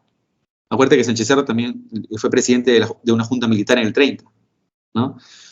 Ya, bueno, en el caso de Odría, ahora sí, para ser específicos, fue presidente de la junta militar del año 48, en el que da el golpe, hasta el 50. Y en el año 50 renuncia a la junta militar, también así lo hizo Sánchez Cerro, ¿no? Sí. Y a esa renuncia se le conoce como la bajada al llano, ¿ya?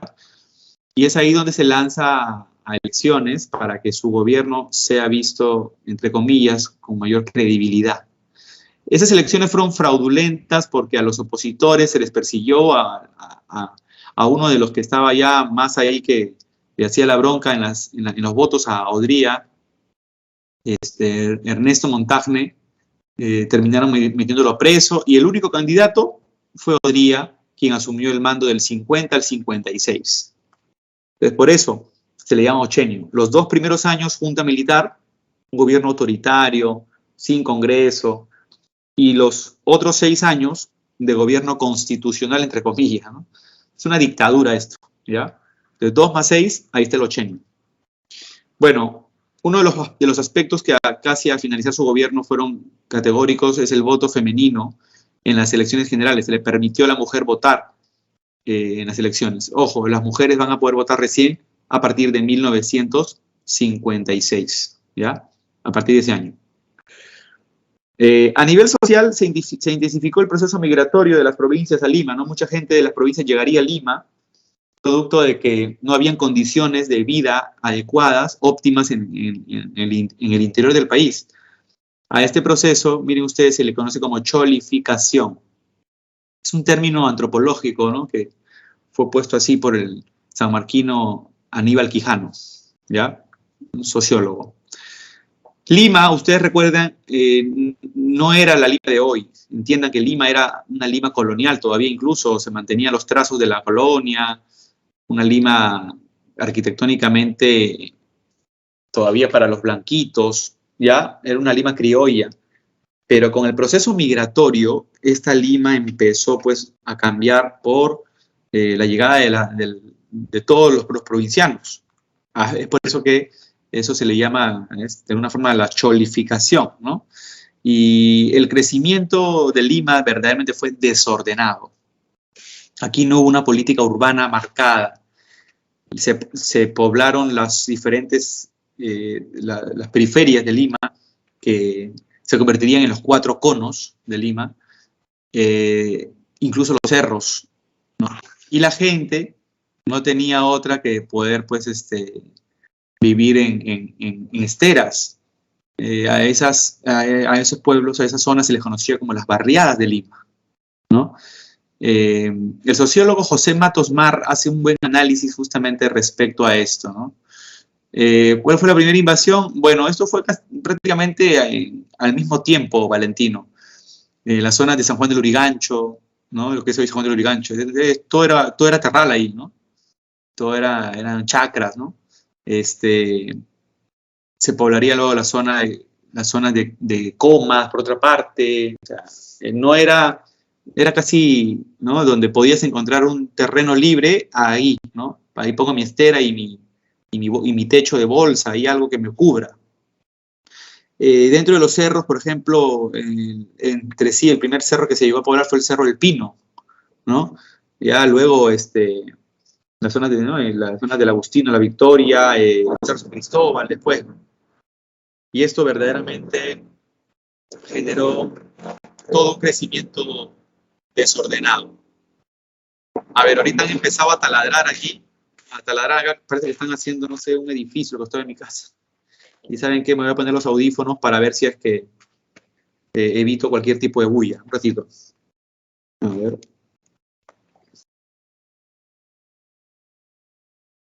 Dígame, ¿se me escucha ahí? A ver, hola, hola. Todo bien, profesor, todo bien. Ya, voy a estar con el audífono acá, porque para evitar toda la bulla, ¿ya? Toda la bulla que ahorita están haciendo un escándalo con el taladro. Ahorita no se escucha, pero hace un ratito empezó.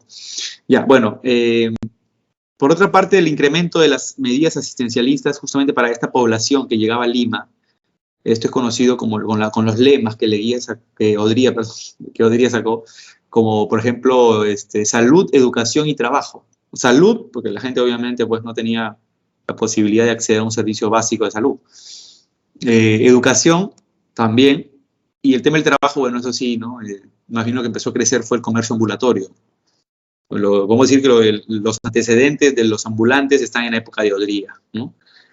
En esta época, pues, hubo una cuestión que benefició económicamente al gobierno, que va a ser la guerra de Corea, va a aumentar nuestras exportaciones y con esas ganancias se van a poder impulsar esas medidas asistencialistas en lo que es salud, en lo que es educación.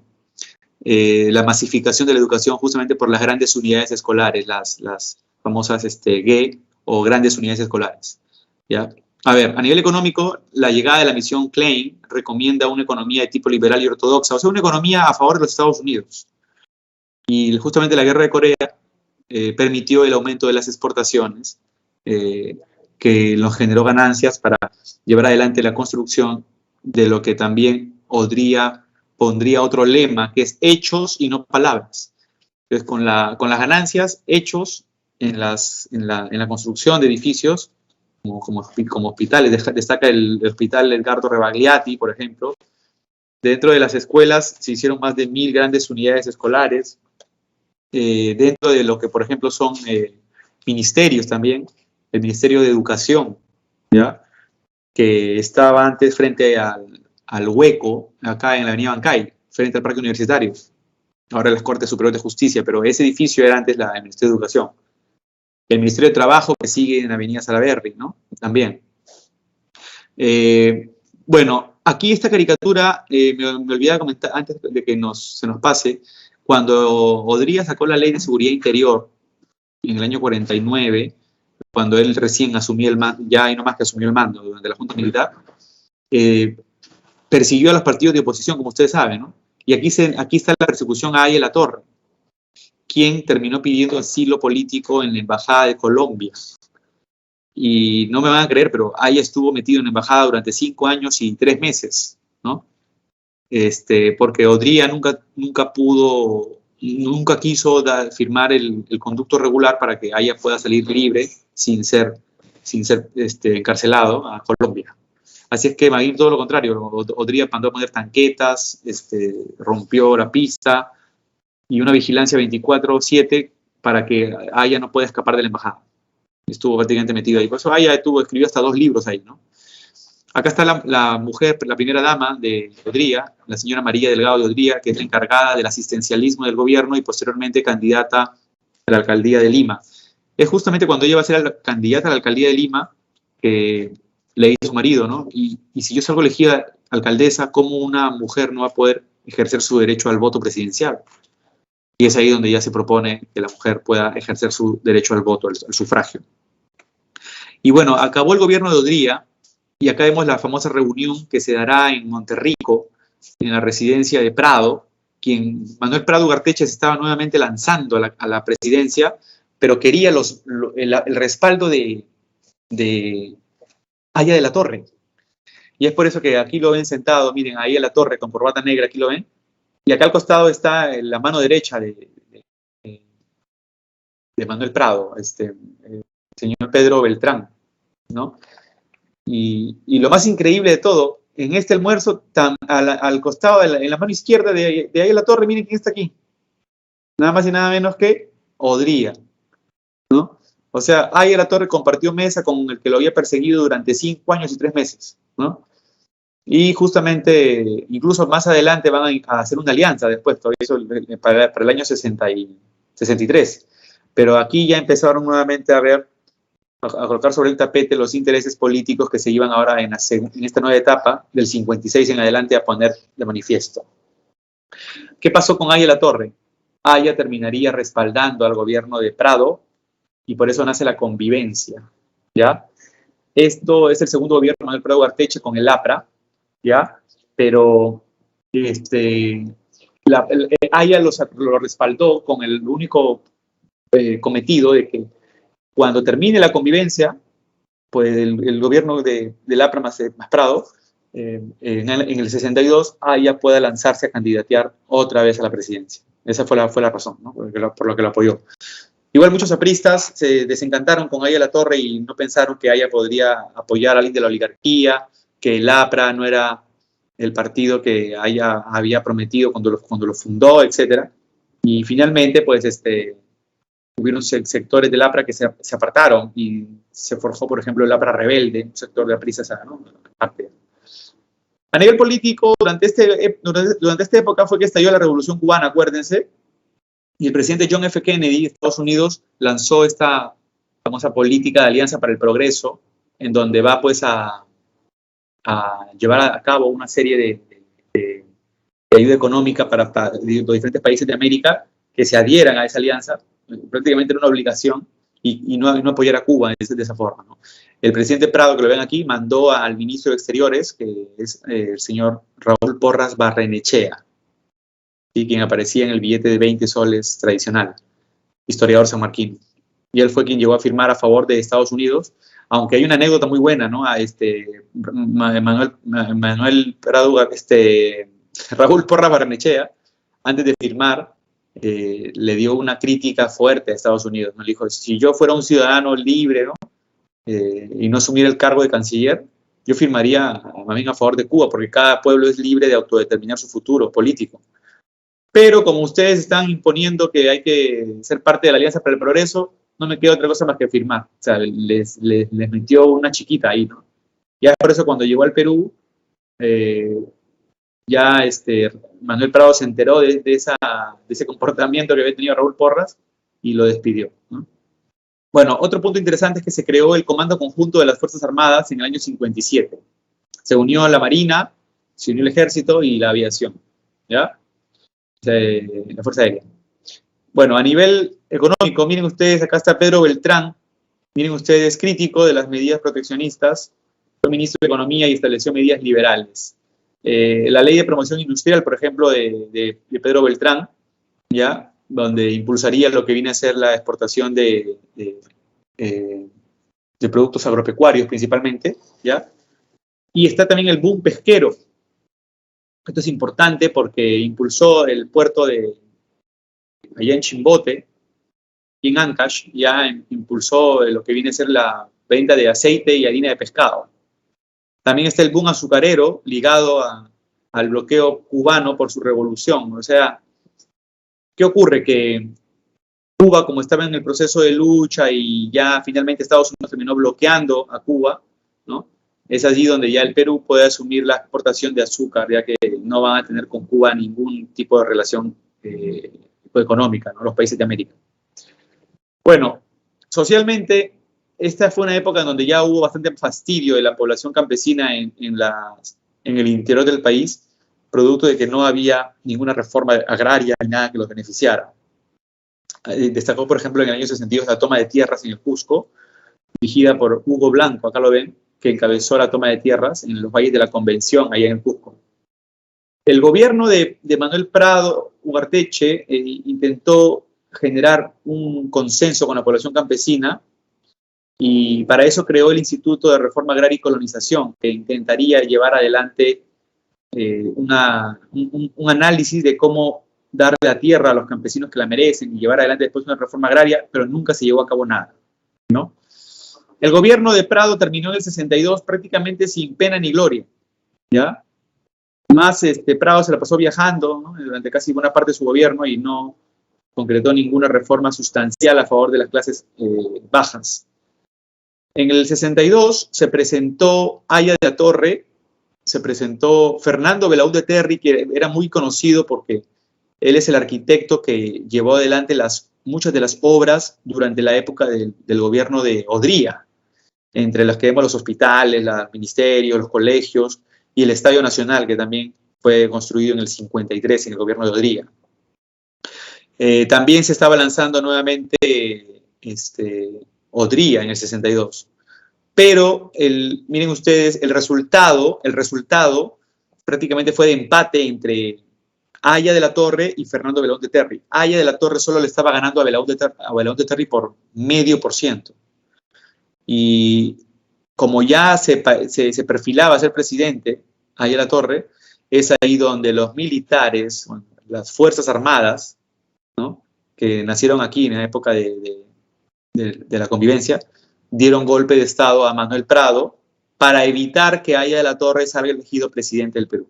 El objetivo de esta junta militar, un régimen provisorio para evitar un gobierno aprista o conservador e iniciar el proceso de reformas sociales, ¿no? Así es que dentro de las obras mínimas de la junta militar, mira, duró un año, la ley de bases de la reforma agraria, que nunca hizo prácticamente nada, la creación del Instituto Nacional de Planificación, y se estableció la cifra repartidora de las elecciones, pero finalmente se le dio el cargo al Congreso para que el Congreso pueda asumir el mando nuevamente y que elija de los candidatos que estuvieron participando en elecciones al que sea más idóneo.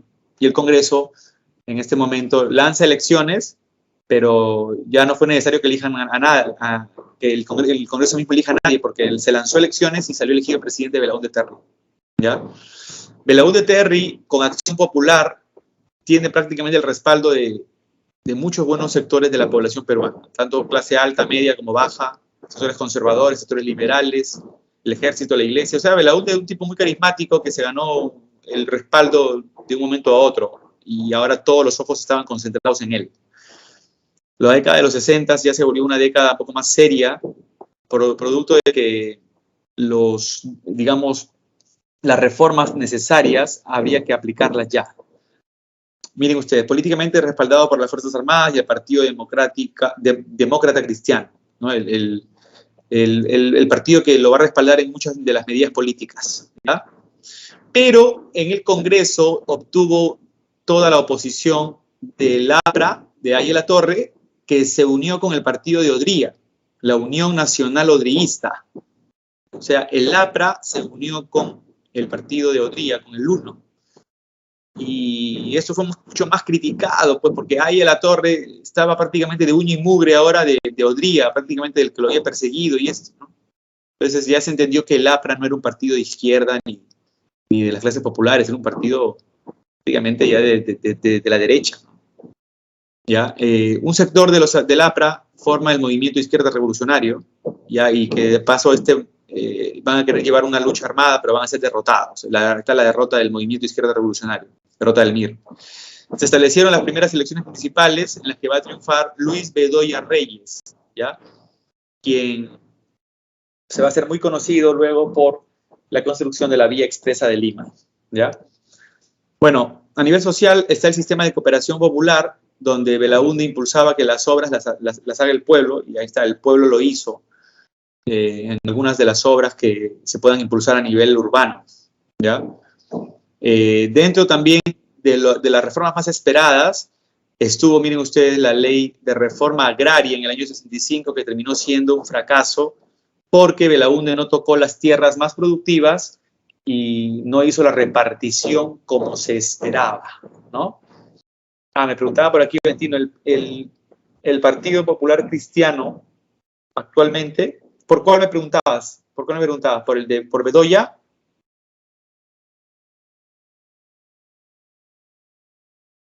No, profesor, por el Partido Demócrata Cristiano. Claro, sí, correcto. Y es justamente por el partido de Bedoya, claro, por el partido de Luis Bedoya Reyes, exacto. Son sectores de centro, ¿no? Son sectores de centro, básicamente, ¿no? Ahora, ¿qué es lo que ocurre?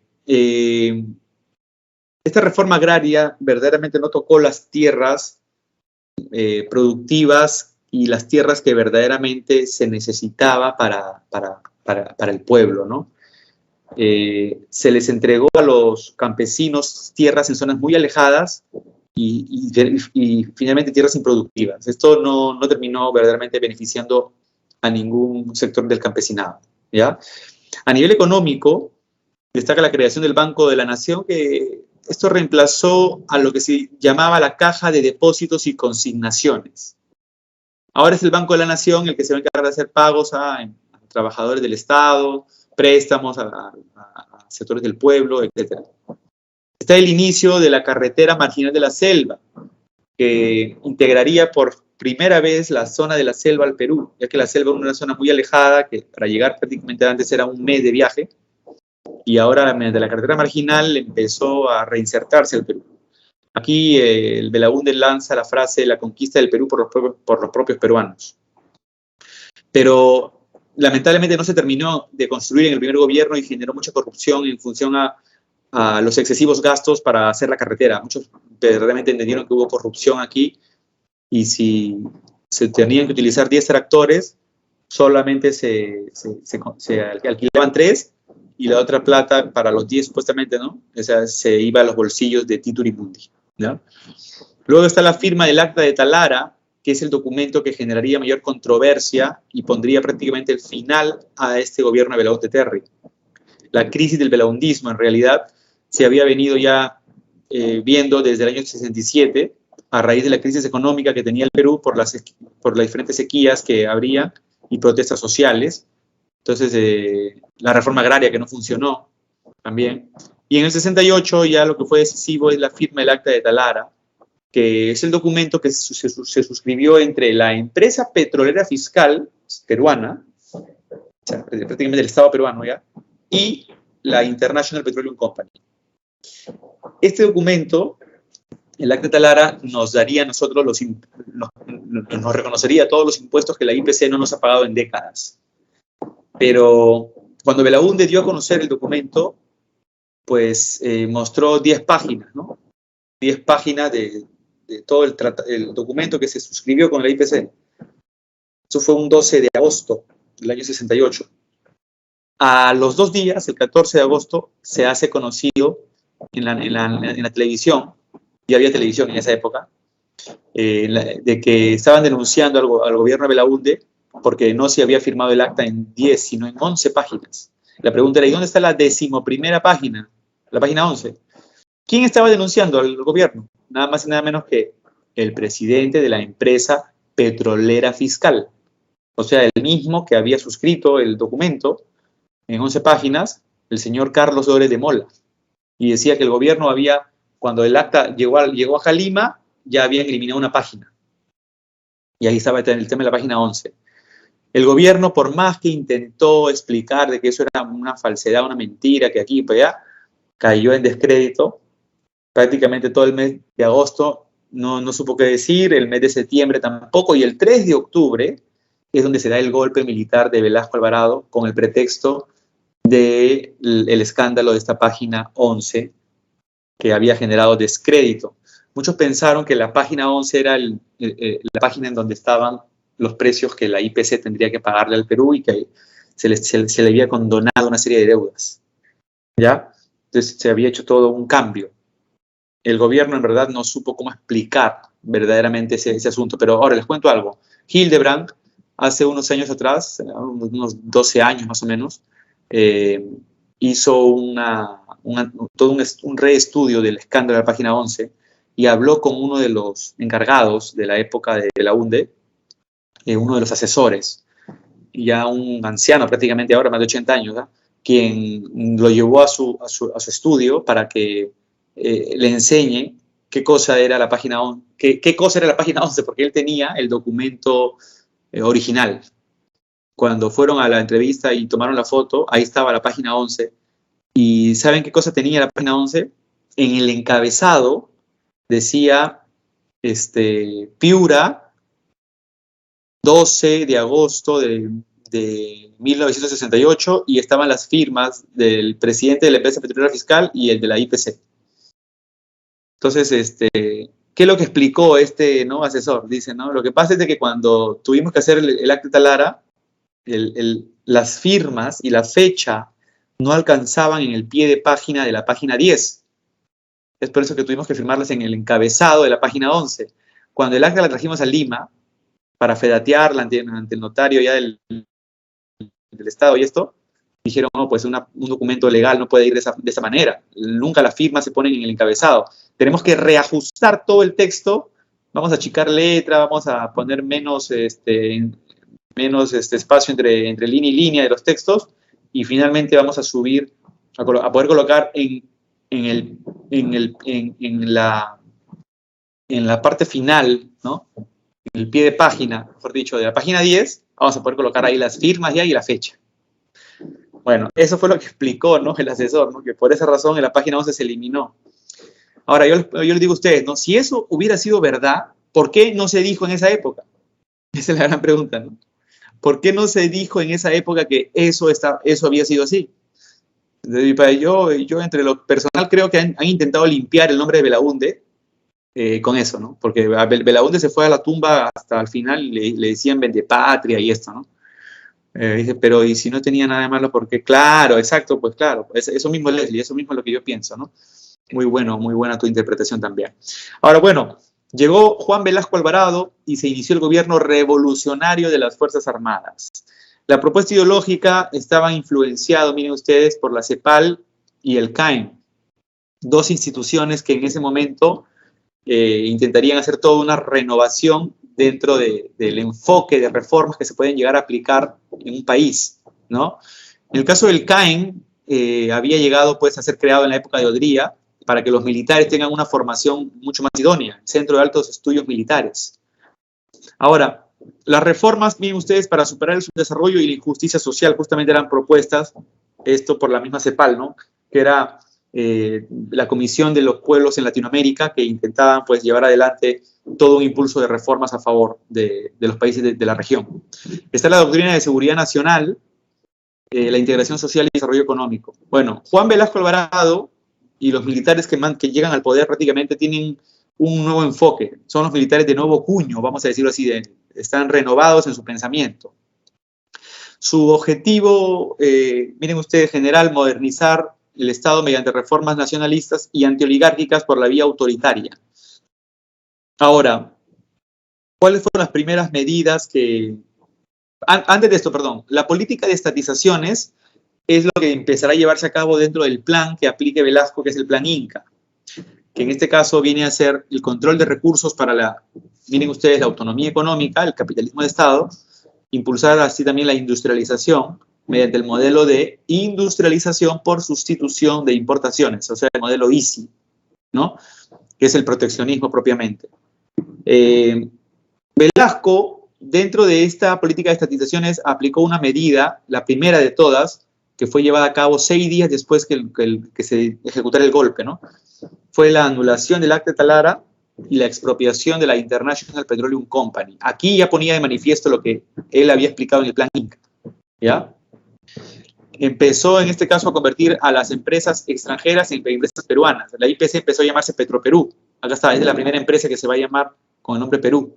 Luego ya otras empresas, ¿no? Electroperú, Minero Perú, Cider Perú, Centromin Perú, Aeroperú, Compañía de Telefonías Perú, Enapur Perú, o sea, todas las empresas llegarían a ser nacionalizadas, aunque no todas. La Southern Copper Corporation, una empresa que está en Tacna, que es norteamericana, no. ¿Qué va a pasar? Que producto de esas estatizaciones, como el Estado peruano ahora tenía que poner plata en las empresas para que las empresas estén en un nivel top de que puedan seguir manejando bien las materias primas y convirtiéndolas, es ahí donde va a haber el problema. Y es por eso que esto va a generar, miren ustedes, una alta deuda pública por la ineficiencia de las empresas estatales. O sea, las empresas estatales no llegan a producir como antes porque no tienen la inyección del capital necesario. Cuando eran empresas de un dueño privado, ahí sí, porque obviamente el dueño se preocupaba, ¿no? Pero el Estado peruano sí descuida, el Estado mismo descuida la producción que esas empresas dan. O sea, las tecnologías de empresariales en ese sentido caen.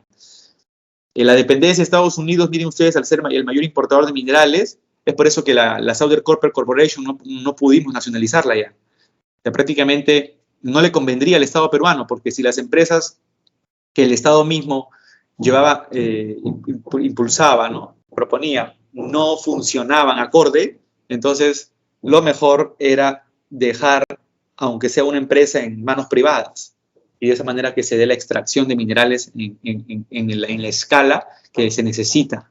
El Perú ganaría ahí más impuestos, ¿no? de canon, en este caso, que si es que maneja directamente una minera, ¿no?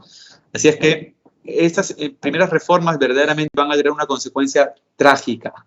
Luego viene la reforma agraria, donde se buscó mejorar el nivel de vida del campesino, eliminando el latifundio, o sea, quitándole la tierra a los ricos y evitar el avance de la izquierda, ya que se habían visto movimientos guerrilleros en el interior del país por la ira, la furia de tantos años de explotación, discriminación y esto, ¿no? Entonces lo que hizo Rafael Velasco directamente con la reforma agraria fue eliminar a la oligarquía del Perú porque les quitó sus tierras. O sea, esta clase feudal peruana fue eliminada. Pero empezó a repartir las tierras mediante la formación de cooperativas agrarias de producción social. Vamos a suponer que una hacienda era del tamaño de la Universidad San Marcos. Entonces, ¿qué hizo Velasco? Le dijo a los campesinos que vivían en esa zona cercana, aledaña, ¿no? Ustedes van a tomar esa hacienda, pero si es que se organizan formando una cooperativa agraria de producción social. ¿Qué pasa si la hacienda está en la sierra? En la sierra se van a formar los campesinos formando una sociedad agraria de interés social. En la costa eran cooperativas y en la sierra eran sociedades. Pero al final, ¿qué son las CAPs y son las AIS? Son prácticamente empresas. Lo que Velasco estaba queriendo era que los campesinos no reciban una tierra, cada uno una tierrita, una parcelita, sino que todos tomen en conjunto la hacienda pero organizándose empresarialmente en CAPS y en SAIS. El gran problema es que como el Estado peruano no ayuda al campesino, digamos, a adiestrarlo, a actualizarlo, a darle un conocimiento adecuado de cómo es el manejo empresarial de una empresa, propiamente el manejo de una cooperativa, de una sociedad, de una hacienda, pero vista desde una visión empresarial, ¿no? Lamentablemente, ante la falta de experiencia, es por eso que la reforma agraria va a fracasar. Fracasó por la falta de apoyo técnico, o sea, nunca se capacitó a los campesinos, nunca se llevó adelante ningún tipo de preparación. Y pasó lo mismo que con la reforma industrial. También las haciendas necesitan buenas herramientas, buenas semillas, toda una tecnificación que no hay. Y obviamente eso llevará a cabo la baja producción agrícola al punto que tuvimos que en los años siguientes importar productos agrícolas de otros países como Ecuador, por ejemplo. Lo que tenemos nosotros para producir ni siquiera lo producíamos porque no teníamos ya las herramientas adecuadas, ¿no? O sea, en ese sentido, siempre cuando ustedes van a un lugar del Estado, pasa eso, ¿sí o no? Es lo mismo cuando vas a un hospital del Estado. Tú dices, ¿qué es esto? Esto parece el hospital de los muertos vivientes. Y cuando vas a una clínica ves totalmente la atención diferente. Cuando vas a un colegio del Estado, ahí ves, ¿no?, a los profesores que, Dios mío, ¿no? Y uno dice, ¿y cómo este es nombrado? ¿Ah? Y él es nombrado y no entiendo cómo es nombrado este tipo. Y vas a un lugar, ¿no?, privado y es diferente la atención. Entonces, lamentablemente, mucho del Estado tiene eso, ¿no? Ahora, en el plano internacional, chicas y chicos, las tensiones con Estados Unidos se dieron porque el Perú empezó a tener cierto acercamiento con los países socialistas como la Unión Soviética, Cuba, por ejemplo, también. Hubieron tensiones bélicas con Chile, ya que Velasco de alguna manera quería recuperar Arica. También estaba la crisis del petróleo que afectó de alguna manera al Perú en cierta parte. Esto fue una crisis a nivel mundial. Miren ustedes las medidas políticas que se llevó a cabo. La clausura, miren ustedes, del Congreso. Las Fuerzas Armadas controlan los ministerios, controlan los medios de prensa también, y la creación del SINAMOS, que es el Sistema Nacional de Apoyo para la Movilización Social. Estas oficinas eran para que la gente que trabajaba en las empresas del Estado, si tuviera algún reclamo, que vaya directamente del SINAMOS para que se resuelva eso, pero nunca resolvía nada. Y una reforma que sí funcionó muy bien fue la reforma educativa, gracias a Sebastián Salazar Bondi, pedagogo y filósofo peruano, quien estableció una educación creativa, científica, mediante la formación de talleres para que los chicos terminen el colegio, pero con una carrera técnica. Entonces, habían talleres que ya desde cuarto y quinto de secundaria te podías tú preparar mientras estudiabas a la par en una carrera, un oficio. Acababas siendo electricista, carpintero, ebanistero, chef. Ahí, eso era algo que te daba la posibilidad de tener ya un cachuelo después, ¿no? El sabotaje, ¿en qué aspecto? ¿En qué aspecto? A ver si me lo comenta por ahí, Mario. Profesor, disculpe una pregunta. Adelante. Si en la reforma agraria se buscaba evitar el avance de la izquierda, ¿por qué en el plano internacional nosotros nos estábamos acercando a los países socialistas? Muy buena pregunta. Mira, lo que pasa es que el gobierno de Velasco nunca estableció un frente claro dentro de sus propuestas. Tenemos que empezar hablando de que el famoso eslogan de Velasco era ni capitalista ni socialista, sino un nacionalismo humanizante. Ahora, ¿qué es eso? ¿Ni capitalista? Pero es imposible porque el Perú tiene relaciones con Estados Unidos. Ni socialista, el Perú por ese momento llegó a ser incluso parte del grupo de la tercera vía, de los países de los no alineados. Y además le compramos armamento a la Unión Soviética. Y lo peor dice, ¿no?, sino un nacionalismo humanizante, pero el nacionalismo termina siendo una ideología burguesa, por lo tanto estaríamos siendo capitalistas. Entonces, obviamente, no hay un enfoque claro del gobierno. Entonces, sí, efectivamente, llegamos a ser miembro incluso fuimos sede en 2 reuniones seguidas de la Conferencia de los No Alineados. Entonces, lamentablemente, el gobierno nunca tuvo un enfoque claro. Entonces, evitar el avance de la izquierda más bien lo va a impulsar gracias al fracaso de las reformas, porque con el fracaso de la reforma industrial y con el fracaso de la reforma agraria, el nivel de la pobreza en el Perú aumentó, el costo de vida aumentó, y eso va a traer consigo más pobreza, más hambre, y es por ello que más fácilmente para un Abimael Guzmán va a ser llenar de ira a mucha gente y desatar el senderismo, ¿no?, en el año 80. En el año 75, Francisco Morales Bermúdez asume el mando, ya que el fracaso de las reformas habían generado un alto costo de vida, y otro sector del ejército decide tomar el mando, ¿no? Ahora, con el plan Tupac Amaru, se va a prácticamente desactivar todas las reformas que Velasco inició. Política, miren ustedes, empieza el toque de queda y el estado de sitio en Lima, la libertad de expresión quedó restringida. A nivel económico, tuvo el apoyo del Fondo Monetario Internacional para la aplicación de los paquetazos, que son conjuntos de medidas en función a los precios de los alimentos que puedan intentar mantenerse, porque estaban que subían y bajaban fluctuando de un día para otro. Las protestas y las huelgas nacionales van a ser algo que marquen este gobierno. ¿Qué hizo este gobierno? Decidió que los partidos políticos retornen otra vez al Congreso, y es por eso que en el año 78 se estableció la Asamblea Constituyente. Aya de la Torre fue presidente de la Asamblea Constituyente, y la obra más importante es la Constitución del 79, en donde se le da derecho, miren ustedes, de ciudadanía a los peruanos a partir de los 18 años, ¿sí? La mayoría de edad empieza aquí, ya no a los 21, y se dio a los analfabetos el voto finalmente para los analfabetos, que es importante. Morales Bermúdez en el año 80 convoca elecciones. Aya era el favorito, pero Aya falleció en el 79, y el que llegó a ser presidente nuevamente fue Belaúnde Terry. Los años 80, el retorno a la democracia está marcado con el segundo gobierno de Fernando Belaúnde Terry. La primera política con la devolución de los medios de comunicación fue interesante porque hizo notar que el gobierno devolvía nuevamente la libertad de prensa a la gente, ¿no? Se restituyeron las elecciones municipales. A nivel económico está el respaldo económico del Fondo Monetario Internacional, y se aplicaron las medidas liberales ortodoxas, que eran conocidas como la medida de los Chicago Boys, en función de que el Perú siga los lineamientos de Estados Unidos. Se creó la nueva moneda del INTI en el año 85 porque nuestra moneda, el sol, quedó devaluada. A nivel internacional está el conflicto con Ecuador, que es conocido como el falso Paquilla, donde Ecuador construyó un pueblo llamado Paquilla en el Perú con el objetivo de que la frontera ecuatoriana se expanda, pero al final el Perú tuvo que destruir este pueblo, y este fue el conflicto. El apoyo a Argentina por la guerra de las Malvinas, donde Argentina terminó perdiendo esta guerra contra Inglaterra y le quitaron las Islas Malvinas, fue algo muy sonado también en la Guerra Fría. La crisis vino por la violencia terrorista que empezó con Abimel Guzmán y el MRTA, el Meganiño, que terminó afectando la producción agrícola en el año 83, y la crisis de la deuda latinoamericana, que no terminaba nunca. Año 85, Alan García Pérez llega a la presidencia, pero quiero que puedan ustedes notar cuáles son las medidas que iniciaría Alan García y que terminarían afectándonos de una manera pero más trágica.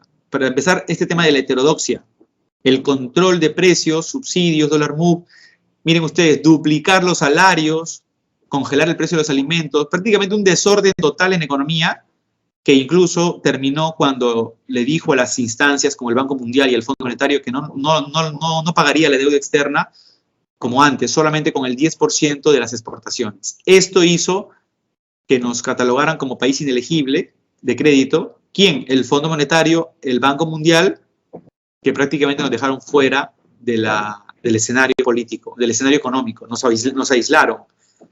Reventó la deuda interna, lo que generó hiperinflación, un desorden total, se devaluó nuestra moneda, y Alan García empezó a emitir cualquier cantidad del famoso dólar MUC para el mercado único de cambio, el dólar cholo, para intentar, digamos, equipar la balanza. Pero esto verdaderamente, más la emisión de cantidad de INTIs que daba el BCR, generó todo un desorden, en verdad.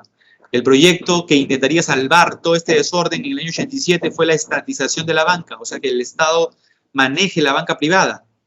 Y esto verdaderamente llevó a los hombres más ricos del Perú, los 12 apóstoles, como se les conoce, con Mario Vargas Llosa en el frente, el escritor que se volvió de izquierda, ahora de derecha, a defender que la banca no sea privatizada, no sea, perdón, estatizada, que sea privada, como siempre.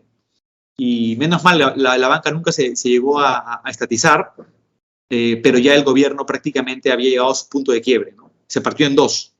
Las medidas de austeridad se llevaron adelante otra vez los paquetazos, pero todo estaba verdaderamente mal. La crisis, miren ustedes, gracias a la expansión nacional también de las acciones de Sendero Luminoso y el MRTA, se intentó frenar mediante la creación del Ministerio de Defensa, la Policía Nacional del Perú y el establecimiento de los comandos políticos militares en zonas de emergencia.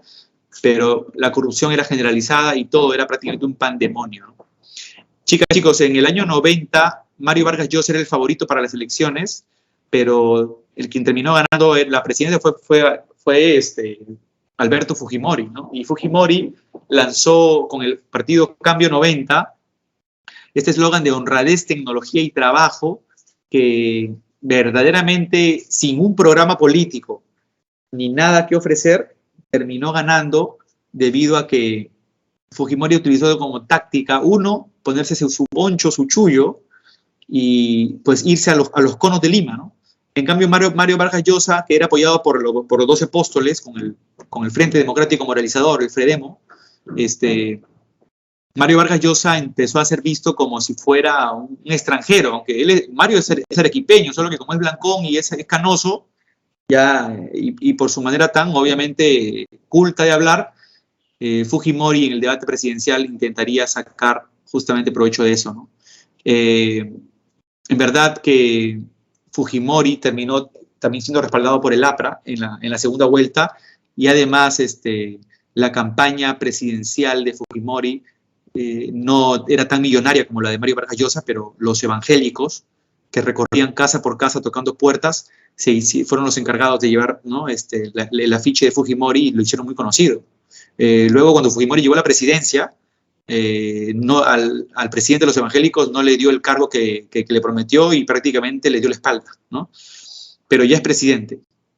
Me dice, ¿cuándo culminó su primer gobierno? Su recibimiento en el Congreso fue épico. En el año 95 acabó su primer gobierno. La estabilización económica, miren ustedes, el objetivo, reducir la hiperinflación, el shock económico, prácticamente el Fujishock. Ese era el proyecto de Mario Vargas Llosa, pero Fujimori lo copió. Reinsertó al Perú en la economía financiera, en la comunidad financiera internacional, mediante un proceso de calendarización de pagos, y está la promoción de la privatización de empresas públicas y la inversión directa extranjera, ¿no? Esto generaría verdaderamente mucha inestabilidad en el Perú, porque ahora los empresarios son los que tienen el control y el manejo, ¿no? ¿Qué hizo Fujimori para poder llevar adelante toda esta serie de políticas? Acabo en un minuto. Llevó adelante el autogolpe el 5 de abril del año 92, donde terminó disolviendo el Congreso, intervino, miren ustedes, el sistema judicial, el control de medios de comunicación, y ahí nomás a los meses nace el CCD, o Congreso Constituyente Democrático, y promulga esta constitución que es la actual. Uno de los aspectos positivos fue la derrota del terrorismo, con la recaptura de Víctor Polay. Recordemos que Polay ya había sido capturado, pero huyó en la época de Alan García. Algunos dicen que Alan lo dejó huir. Está la captura de Abimel Guzmán, la captura del siglo, y con la Constitución del 93 permite la reelección presidencial inmediata por una vez. Esto lo que hizo fue una reforma para que Fujimori pueda lanzarse en el año 95. El Congreso es unicameral, primero son 120 congresistas, y ahora aumentó a 130, ¿no? Y a nivel económico hay un marco de libre mercado, propiamente, que beneficiará a los Estados Unidos, ¿no? En verdad que en el año 95 Fujimori fue elegido presidente, pero porque en realidad no tuvo que lanzarse, ¿no? En realidad, pues, esta reforma constitucional y el hecho de que había estabilizado la economía, más el tema del terrorismo, fue lo que lo hizo, le dio credibilidad, y la gente en primera vuelta hizo que ganara, ¿no? La guerra del CENEPA había empezado en el primer gobierno de Fujimori, y como llegó a esto a una pseudo paz en el año 95 con la paz de Itamaraty, eso también fue lo que le dio cierto respaldo a Fujimori. Luego, con la firma del Acta de Brasilia, ya en el segundo gobierno todo llegó a su paz, pero el Perú terminó perdiendo la zona de Tihuinza. La corrupción se hizo cada vez más conocida en el segundo gobierno, se controlaron instituciones públicas, privadas, para facilitar la reelección, y está la ley de interpretación auténtica que facilitó justamente la candidatura de Fujimori en el año 2000, ¿no? Con esto, nuevamente, Fujimori se lanza con corrupción total, llega a ser presidente, nuevamente por tercera vez, pero ya se notó el fraude que había sido, pues, totalmente, ¿no? Visible en el año 2000, lo que hizo que Alejandro Toledo, el candidato que estaba en primer lugar, luego estaba perdiendo, inicie la marcha de los 4 suyos, ya porque renuncia a la segunda vuelta.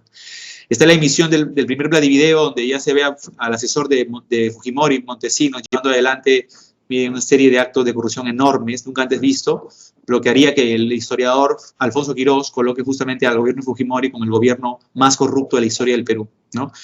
Y finalmente Fujimori huyó a Japón, donde renunció vía fax, y el Congreso tuvo que no aceptó la renuncia, más bien se le sacó de la presidencia, se le vacó por incapacidad moral, ¿no?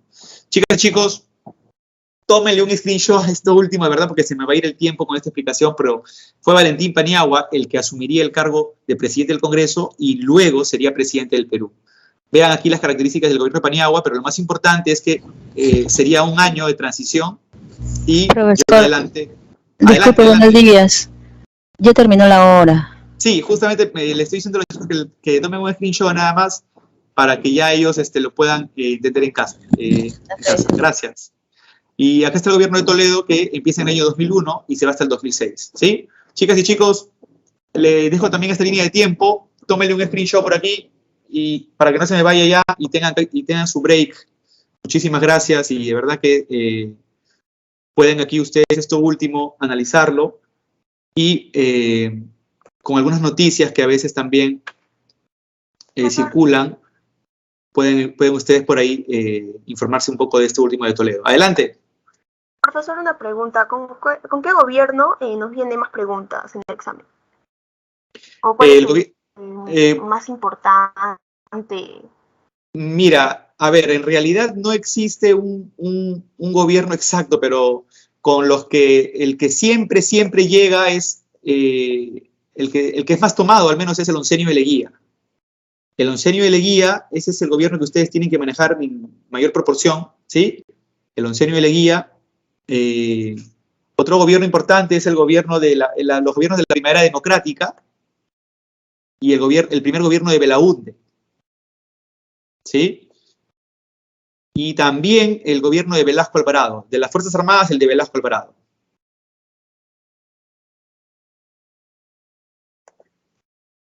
Gracias, profesor. De nada. Ahí están las claves. 1.